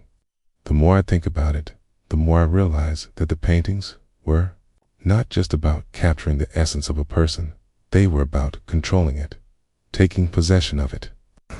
I think Blackwell was trying to gain power over others, to use his art to bend people to his will." Holmes stood still, his expression darkening as he processed Vermeulen's words. "Control, possession. This is far worse than we thought, Watson. Blackwell's work is not merely an exploration of art, it's an attempt to manipulate and dominate the human psyche. He is using his paintings as instruments of power, and the more people who fall under his influence, the more dangerous he becomes. I felt a chill run down my spine as I processed Holmes' words. Coe's paintings were truly tools of manipulation. Then they posed a threat to everyone who came into contact with them. Okay? And if he had learned this dark power from someone or something, then it was clear that the source of that power was something we had yet to uncover. Holmes, I said quietly, we need to find Blackwell. We need to stop him before he can spread his influence further. Holmes turned to me, his eyes sharp with resolve. Indeed, Watson, and I believe we are closer than ever to finding him. But we must be cautious. Whoever or whatever is behind Blackwell's work will stop at nothing to protect it. We are dealing with forces far darker than we have yet understood. As we left for Moylan's estate once more, the fog had returned, enveloping the city in its damp embrace. The road ahead was unclear, but one thing was certain: the mystery of Blackwell's paintings had only begun to unfold, and with every step we took, we were drawn closer to the heart of a darkness that could destroy everything in its path. The fourth portrait, Holmes and the missing face, continued. The weight of the case pressed heavier on us as we made our way back to Baker Street. The air had thickened again, the fog rolling in from the Thames, curling around street corners like the tendrils of some hidden, unseen creature. Holmes walked with his usual deliberate pace, but I could see the deep furrows on his brow, a sure sign that he was piecing together the fragments of this puzzle in ways I couldn't quite follow. I, too, felt the weight of it, but in a different. While the closer we got to the heart of the mystery, the more I began to feel as though we were straying into dangerous territory. The case had ceased to be just about stolen art. It was about something far darker and more insidious, and I could sense that, with each passing day, we were getting closer to something neither of us fully understood. Holmes and I walked in silence for several minutes before he spoke, his voice low but steady. "Watson," he began, his words deliberate, "I believe we are dealing with something that transcends simple manipulation. Blackwell is not just an artist. He is a conduit medium through which something older, something more powerful, is working. His paintings are not merely works of art. They are vessels containing a force that is both destructive and controlling." I nodded, trying to wrap my mind around his words. "So, you believe that Blackwell is being used, in a sense, that someone, or something, is guiding him more, even manipulating him to create these paintings?" Holmes glanced at me, his eyes sharp. "Precisely. I don't believe Blackwell is acting entirely on his own. He may be the one wielding the brush, but there is someone or something behind him, directing his actions. This power he is channeling is not just born from his artistic skill. It is a learned ability, something passed down or acquired over time. He has become a vessel for something ancient." The implications of Holmes' theory were as chilling as they were perplexing. If Blackwell was merely a conduit for a greater, darker power, then it meant we were chasing a shadow, something that could be manipulated by anyone with the right knowledge. And, as if that wasn't unsettling enough, it raised the question of who or what was using Blackwell to unleash this influence on the world. What was the ultimate goal? What did they want with the power contained in these paintings? We arrived at Baker Street, and Holmes wasted no time in setting to work. He retrieved a number of old books from his shelves, volumes on ancient rituals, forgotten arts, and occult practices, and spread them out on his desk. I watched as he began flipping through the pages, his eyes scanning quickly, as if searching for something buried in the text. He muttered to himself occasionally, but his words were too soft for me to catch. I knew better than to interrupt when he was in this state. His mind was moving at a pace I couldn't keep up with, and I could feel the intensity of his focus in the air. After what seemed like hours, Holmes suddenly stopped, his finger resting on a page in a thick, leather-bound volume. "Here," he said, his voice sharp with the thrill of discovery. "This is it, Watson. This is the connection we've been searching for." I moved closer, peering over his shoulder at the page he had found. It was a faded manuscript, detailing rituals and symbols from a long-forgotten cult that had practiced in the shadows of ancient civilizations. The text described the use of art, specifically portraitures, a means of channeling and controlling spirits. The idea was to capture not just a person's likeness, but their essence, their very soul, and to use that power to bend the subject to the artist's will. This cult, Holmes continued, his voice steady but filled with an excitement I hadn't heard in him for some time, used art as a vessel to manipulate the minds of the living. Their portraits were more than just representations. They were tools capable of altering the perceptions and desires of those who gazed upon them. It's the same technique Blackwell has been using all along. I felt a shiver crawl down my spine as Holmes' words sank in. The paintings were not just portraits designed to ensnare the viewer's mind and spirit. And what was more terrifying was that this ancient cult, which had long since faded into history, had somehow found its way into Blackwell's work. "But why?" I asked, my voice thick with the realization of the scope of what we were dealing with. "Why would anyone want to use art to manipulate others in this way? What could they possibly gain from it?" Holmes didn't answer immediately. He continued to read, his eyes scanning the rest of the manuscript, his fingers tracing the strange symbols that adorned the pages. Finally, he closed the book and looked up at me, his expression grim. "Power," he said simply. "It's the ultimate goal of this cult was not just to manipulate, but to control, to dominate the will of others. They believed that by capturing someone's essence through art, they could turn them into a puppet, bending them to their will. Blackwell's paintings, then, are not just tools of influence, they are weapons. And Vermeulen, Lord Moreau, and others who have fallen under their sway are nothing more than victims, caught in the web of a much larger scheme." I stood silently for a moment, trying to process everything Holmes had just revealed. The idea that Blackwell's paintings were not just reflections of the human soul, but tools used to bend and control people, was both horrifying and fascinating. And yet, there was one question that still remained unanswered. If Blackwell was simply the instrument of a larger force, then who or what was behind him? Who was pulling the strings? Holmes seemed to sense my thoughts. He stood and began pacing the room, his fingers tapping his chin in that familiar way that signaled his mind was racing ahead. "Believe the key to this puzzle lies in the person or group who first introduced Blackwell to this dark power. Once we uncover who that is, we will have the answers we seek. But we must be cautious. There are forces at play here that we cannot yet fully comprehend." "Do you think it's possible that Blackwell is still in contact with this group?" I asked, my voice low. Holmes stopped pacing and turned to face me. "It's likely. In fact, I'm almost certain of it. Blackwell's work, his obsession with capturing the essence of others, suggests that he is still being guided by someone or something. And as for the power contained in his paintings, I fear it is not something we can stop without understanding its origins." I felt a chill settle in the room, the weight of Holmes' words pressing down on me. This was no longer just an art theft, no longer just a case of missing portraits. We were dealing with something much darker, something that threatened to consume not just the victims of Blackwell's art, but possibly even us. Holmes' eyes narrowed as he glanced at me.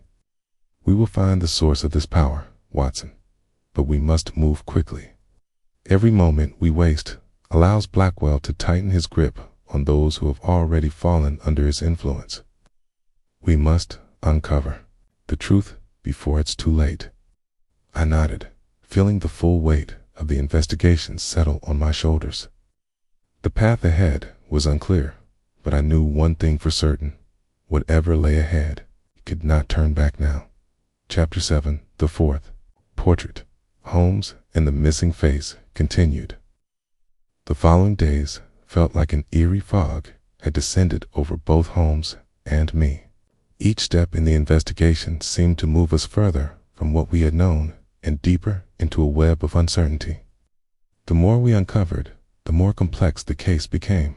From Moylan's obsession with the portrait, Blackwell's manipulation through art, and the disturbing possibility that the paintings were not just works of art, but instruments of control, it was a narrative that seemed to weave itself into something much larger and more dangerous.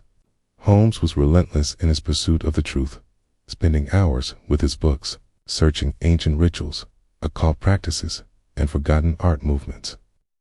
His mind, as sharp as ever, seemed to be connecting pieces of the puzzle that I couldn't even see, but I felt a growing unease in the pit of my stomach. The case was pulling us into a darker, more dangerous place. The question that lingered in the back of my mind, and one I had yet to voice, was, what happens when we finally confront Blackwell? I found it hard to sleep that night, the weight of the investigation pressing down on me. Every time I closed my eyes, I saw the haunting images, for Moylan had described the portrait of the woman whose face had driven him to madness. The thought of the power contained within the painting, its ability to bend the mind and spirit of those who gazed upon it, was enough to send a shiver down my spine. The next morning, Holmes came to me with a new sense of purpose in his eyes. It was clear he had been deep in thought, his mind racing through possibilities and connections. As we sat together in Baker Street, he unfolded his plan. "Watson," he began, his voice low and steady, "I believe we are now at the point where we must act decisively. We have spent enough time gathering information. Now, we must find Blackwell, confront him, and understand the source of the power in his paintings. I have traced a possible lead that may take us closer to the origin of this influence." I raised an eyebrow, my curiosity piqued. "A lead? What have you found?" Holmes paused for a moment, his expression serious. "Through my research, I discovered that Blackwell was not only an artist, but also an academic. He spent years studying in Europe, particularly in Italy, where he was known to associate with a group of scholars and mystics. This group was rumored to be involved in some very unorthodox practices, including the use of art as a medium for occult rituals. I felt a knot tighten in my chest. So Blackwell's connection to this dark power goes beyond mere artistic talent. He was deliberately studying ways to harness it. "Precisely," Holmes said, his eyes gleaming with understanding. "And the paintings, as we have seen, are a reflection of that knowledge." Blackwell was not simply a painter. He was a conduit, a medium for something older, something far more dangerous. I believe that the ritualistic practices he was involved in allowed him to tap into a source of power that he has since channeled into his art. "So, what do we do now?" I asked, already knowing that whatever came next would be fraught with danger. Holmes stood and began pacing, his mind clearly already on the next step. "We go to Italy, specifically to Florence. We may find the answers we've been searching for. Blackwell's connection to the scholars and mystics in that city may hold the key to understanding the origins of his power. We must trace his movements and uncover the full extent of his involvement in these occult practices." I felt a chill pass over me. Italy, Florence, in particular, was a city filled with art, history, and secrets. The idea that Blackwell had been involved in something so dark within those ancient walls sent a shiver down my spine. But it was clear that Holmes was determined to uncover the truth, and I would not hesitate to follow him.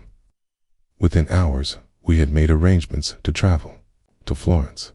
The anticipation in the air was palpable as we boarded the train that would take us across the English Channel and onward through Europe. Throughout the journey, Holmes sat with his thoughts, occasionally scanning through his books or jotting down notes in his ever-present journal. I, on the other hand, found it hard to concentrate. My mind kept returning to Vermeulen's words, the whispers, the overwhelming influence of the portrait hand. I couldn't help but wonder what awaited us in Florence. Was it merely the final piece to this puzzle, or was it the beginning of something far worse? The train ride was long, but we arrived in Florence in the late evening. The city's skyline bathed in the soft, golden light of the setting sun. The streets were crowded with tourists and locals alike, but there was a certain stillness to the city that I found unsettling. The architecture, the history, the art, everything in Florence seemed to be steeped in the weight of centuries, and it was in this atmosphere that Blackwell had immersed himself in the dark practices that now held the city's mysteries in their grip. Holmes wasted no time. We checked into a small hotel near the city center, and after a brief rest, we set out to investigate. Our first stop was the Biblioteca Nazionale Centrale di Firenze, where Holmes had discovered that Blackwell had once spent significant time studying ancient manuscripts and occult texts. The library, with its towering shelves and quiet, scholarly atmosphere, was the perfect place to begin our search. We were greeted by the head librarian, an elderly man with thick glasses and a gentle demeanor. Holmes explained our interest in Blackwell, and after a brief exchange, the librarian led us to a section of the library that housed rare books and manuscripts. The air was thick with the smell of old paper and leather as we navigated the narrow aisles, the weight of history surrounding us on all sides. Holmes immediately began scanning the shelves, his fingers brushing over the spines of books that seemed to hum with age and mystery. After several minutes of searching, he pulled a heavy volume from the shelf and opened it to a bookmarked page. "Here," he said softly, his voice filled with triumph. "This is what we've been looking for." The page before us was covered with intricate symbols, some resembling arcane runes, others resembling stylized portraits of human faces. The text was written in a language I did not recognize, but Holmes seemed to understand it perfectly. "This," he said, pointing to one of the symbols, "is the mark of the ancient occult order I believe Blackwell was involved with. It is said to represent the fusion of art and spirit, the act of capturing the essence of a person through visual representation. And here, in these texts, Blackwell found the methods by which to infuse his art with such power." I could feel the tension rising in my chest as Holmes spoke. The realization was settling in. Blackwell had not only mastered the technique of capturing people's essence through his art, he had learned how to manipulate it. He was no mere artist. He was a conduit for something far older, far more dangerous. "We are not just dealing with an artist," Holmes continued, his voice darkened with understanding. "We are dealing with someone who has harnessed the power of an ancient ritual, one that allows him to trap the soul of his subjects within his paintings. And now, those souls are being used as instruments of control." The weight of Holmes' words settled over me like a thick, suffocating fog. The path ahead was clearer now, but it was more terrifying than I had ever imagined. Blackwell's art was not just a creation, it was a weapon, a tool of manipulation and control.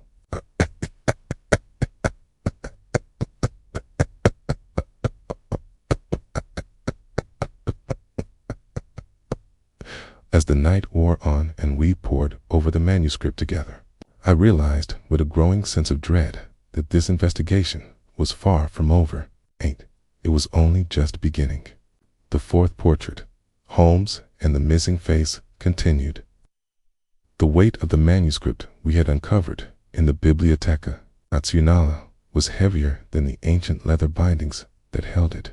The truth we were beginning to unearth felt almost too vast to comprehend. Blackwell's art was not simply a product of his genius, nor was it a mere vehicle for expression.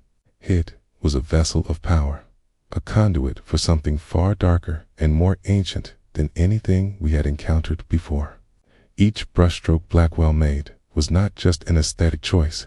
It was an invocation, a trap that ensnared the souls of its subjects, transforming them into instruments of control. Holmes had been quietly absorbed in the manuscript for hours, reading the cryptic symbols and deciphering the text that had once been penned by an unknown hand. His brow furrowed as he translated the words, muttering to himself under his breath, occasionally pausing to jot down notes. The more he discovered, the more he seemed to unravel the dangerous path Blackwell had followed, and the more I felt the creeping dread of what lay ahead. "Watson," Holmes said suddenly, his voice cutting through the silence, "I believe we have just uncovered the key to Blackwell's power. This occult order he was involved with, this cult of the portrait, as it is called, was not just about creating art, it was about control. By painting portraits of individuals, the artist could capture their essence, their soul, and bind it to the canvas. And once that soul was trapped within the painting, it could be manipulated at will." I stood there, absorbing his words, a chill running down my spine. So the portraits are more than just representations of people, their prisons, traps. Holmes nodded, his face darkened with understanding. Exactly. The act of painting the human form, the capturing of a person's likeness, becomes a form of ritualistic power. Once the soul is trapped in the painting, the artist can exert control over it, bend it to their will. And Blackwell, it seems, has mastered this power, not just in his portraits, but in his entire body of work. Okay, swallowed hard, the implications of this theory settling in. So, Vermeulen wasn't just captivated by the painting, he was controlled by it. Holmes gave a grim nod. Precisely. And it's not just Vermeulen. Anyone who gazes upon one of Blackwell's portraits becomes vulnerable. The more they stare, the more their essence is intertwined with the painting. It's a gradual process, Watson, but once it begins, there's no turning back. This is what happened to Vermeulen, and I believe it's why Lord Moreau, too, was able to withstand its influence. He was somehow immune at least for a time. But why did Vermeulen return the painting to Prescott? Asked, still struggling to understand. If the painting had such a hold on him, why not keep it? Holmes' eyes narrowed as he continued reading. That is the question, isn't it? I suspect Vermeulen did return the portrait because the power it exerted over him was too great. It overwhelmed him, as it did to many others before him. He may have tried to rid himself of it, but that is precisely what Blackwell intended. The power of the painting does not fade, it lingers, following the subject wherever they go. Even once it is out of their possession, the influence remains. The weight of Holmes' words hit me hard. If Blackwell's paintings were truly so powerful, then we were not just dealing with a deranged artist. We were confronting a force capable of destroying the very essence of its victims. Blackwell's paintings had the power to alter minds, to twist reality, and perhaps, worst of all, to trap souls. Holmes closed the manuscript with a finality that sent a shiver through me. We must find Blackwell, Watson. We have only begun to understand the full extent of his influence. And if we do not stop him soon, there will be no escaping the consequences. Do you have any idea where we can find him? I asked, my voice low with apprehension. Holmes paused for a moment, his gaze drifting to the map of Italy that lay on the table. We know that Blackwell was associated with certain figures in the art world, and I believe he still has connections here in Florence. However, the most likely place to find him now is somewhere secluded, somewhere where he can continue his work without interruption. The mention of the word secluded made me uneasy. Florence, with all its art and history, seemed the perfect backdrop for an artist to carry out such dark practices. But even more troubling was the possibility that Blackwell was not working alone. Whoever had taught him how to harness this power had likely gone to great lengths to conceal their identity. And if Blackwell was still in contact with these mysterious figures, we had no idea what forces we would be facing. Holmes stood and began pacing the room, his fingers tapping rhythmically against the edge of his desk. We have no time to waste. The longer Blackwell is allowed to continue his work, the more dangerous he becomes. There is a real risk that his influence will extend beyond the art world. Beyond the art world, I echoed, my heart pounding. You mean he could use these portraits to control others outside the realm of art? Akeems stopped pacing and turned to face me, his expression solemn. Keys, that's precisely what I fear. Blackwell's work is not confined to the walls of galleries or private collections. If we do not stop him, his paintings could spread like a contagion, infecting more and more people. And if he has perfected the technique, there is no telling how many victims he could claim before he is stopped. The gravity of the situation settled over me like a heavy fog. We were no longer just chasing a missing painting or investigating a strange artist.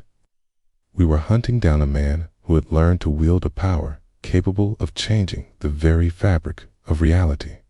Blackwell's paintings could, in theory, control entire populations if given the right exposure. If he had been in contact with a larger occult network, this power could have spread beyond what we could even imagine. Combs, I said, my voice growing firm with resolve. We have to find him before it's too late. Holmes gave a slight nod, his expression cold with determination. Indeed, Watson, and we will, but we must be careful. We cannot underestimate the forces Blackwell is working with. He is not just a man anymore.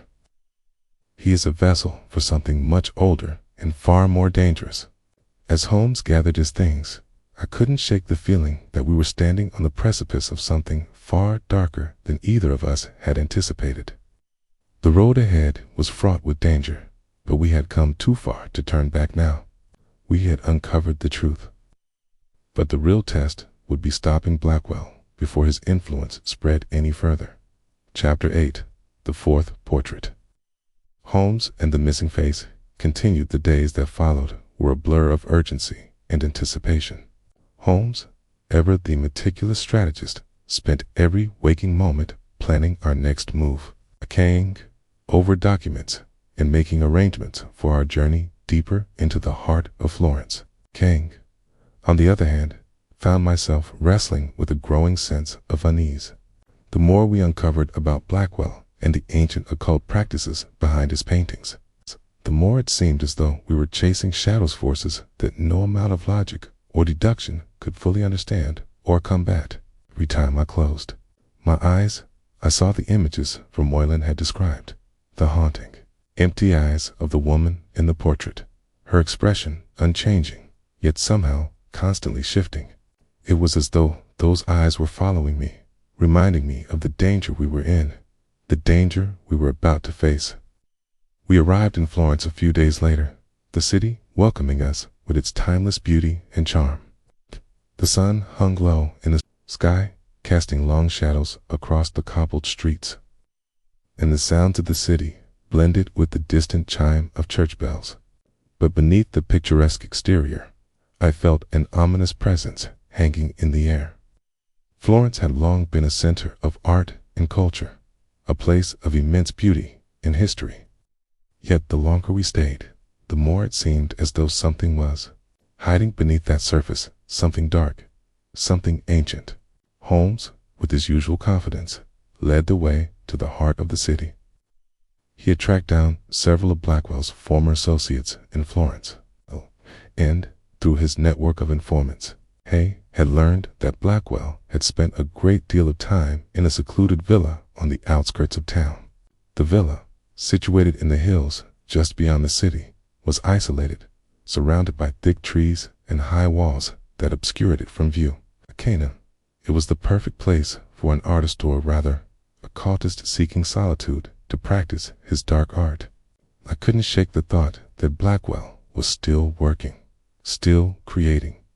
Each painting was a weapon, each brushstroke a step toward something more terrifying.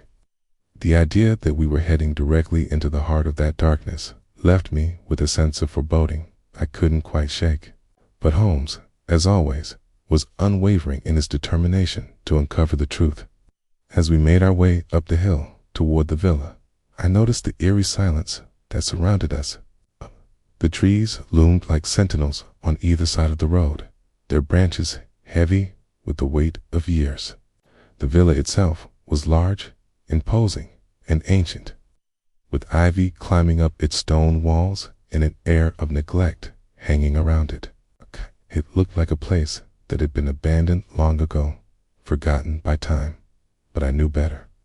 Blackwell had been here, and if he had been here, then the power that we sought to understand still lingered in the walls, in the very air we breathe.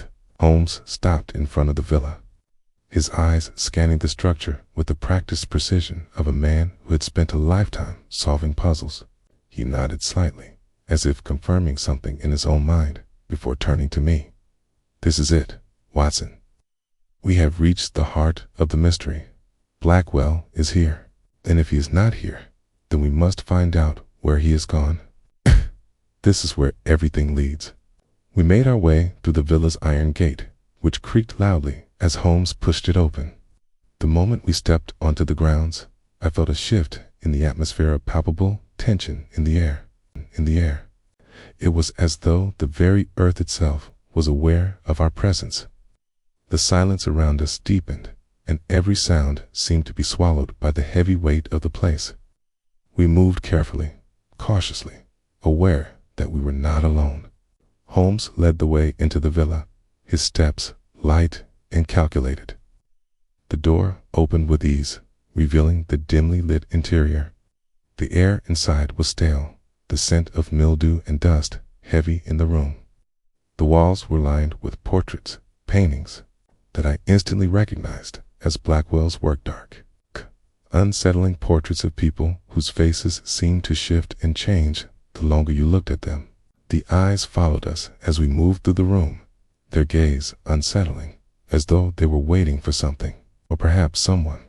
Holmes moved swiftly through the villa, his eyes scanning the surroundings, his mind already several steps ahead. He paused in front of one of the portraits, his expression unreadable. "This is it," he muttered under his breath, his voice barely audible. "This is the place where Blackwell perfected his art. These portraits are not just representations, are the very souls of those who sat for them. And now, I believe, we are standing in the heart of the ritual itself." I stepped closer to Holmes, my eyes locked on the painting in front of him. It was a portrait of a young woman, her face beautiful, but unnervingly still. Her eyes, however, were filled with an intensity that made my skin crawl. I felt as though they were piercing straight through me, seeing into the depths of my soul. I couldn't tear my gaze away, even as my heart began to race.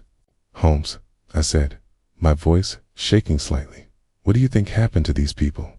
Were they all consumed by the paintings?" Holmes did not respond immediately. He was lost in thought, his mind worry as he examined the artwork. "I believe they were. They became part of the ritual.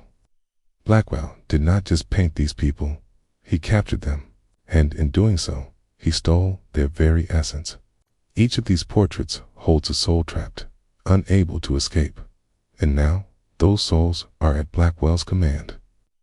A shiver ran down my spine as the full weight of Holmes' words sank in. The paintings were not just tools of influence, they were prisons, holding the very souls of their subjects. And Blackwell, the artist, was the key to releasing all controlling those souls. Holmes turned to me, his face grim. "We are too late, Watson. The ritual is already in motion. Blackwell has been using these portraits to harness the power of the souls he's captured. And if we don't stop him now, the consequences could be catastrophic." I felt a wave of dread wash over me. The paintings, the portraits that had seemed so innocuous at first, were now revealed to be vessels of unimaginable power. Kea and Blackwell had been using them to create a network of influence, bending others to his will. But where was he now? How much longer did we have before the full extent of his power was unleashed? Holmes' gaze hardened. We must find him, Watson. We cannot allow Blackwell to continue this madness. The power he's harnessed must be stopped before it spreads. Further, we made our way deeper into the villa, the air growing colder with each step. The paintings, now more ominous than ever, seemed to whisper around us, as though urging us to turn back. But there was no turning back now. We had come too far to let Blackwell's influence continue unchecked. The path ahead was uncertain, but one thing was clear. We had to confront Blackwell, to stop him before he could claim more victims. The fate of the souls trapped in his portraits and, perhaps, even the fate of our own hung in the balance.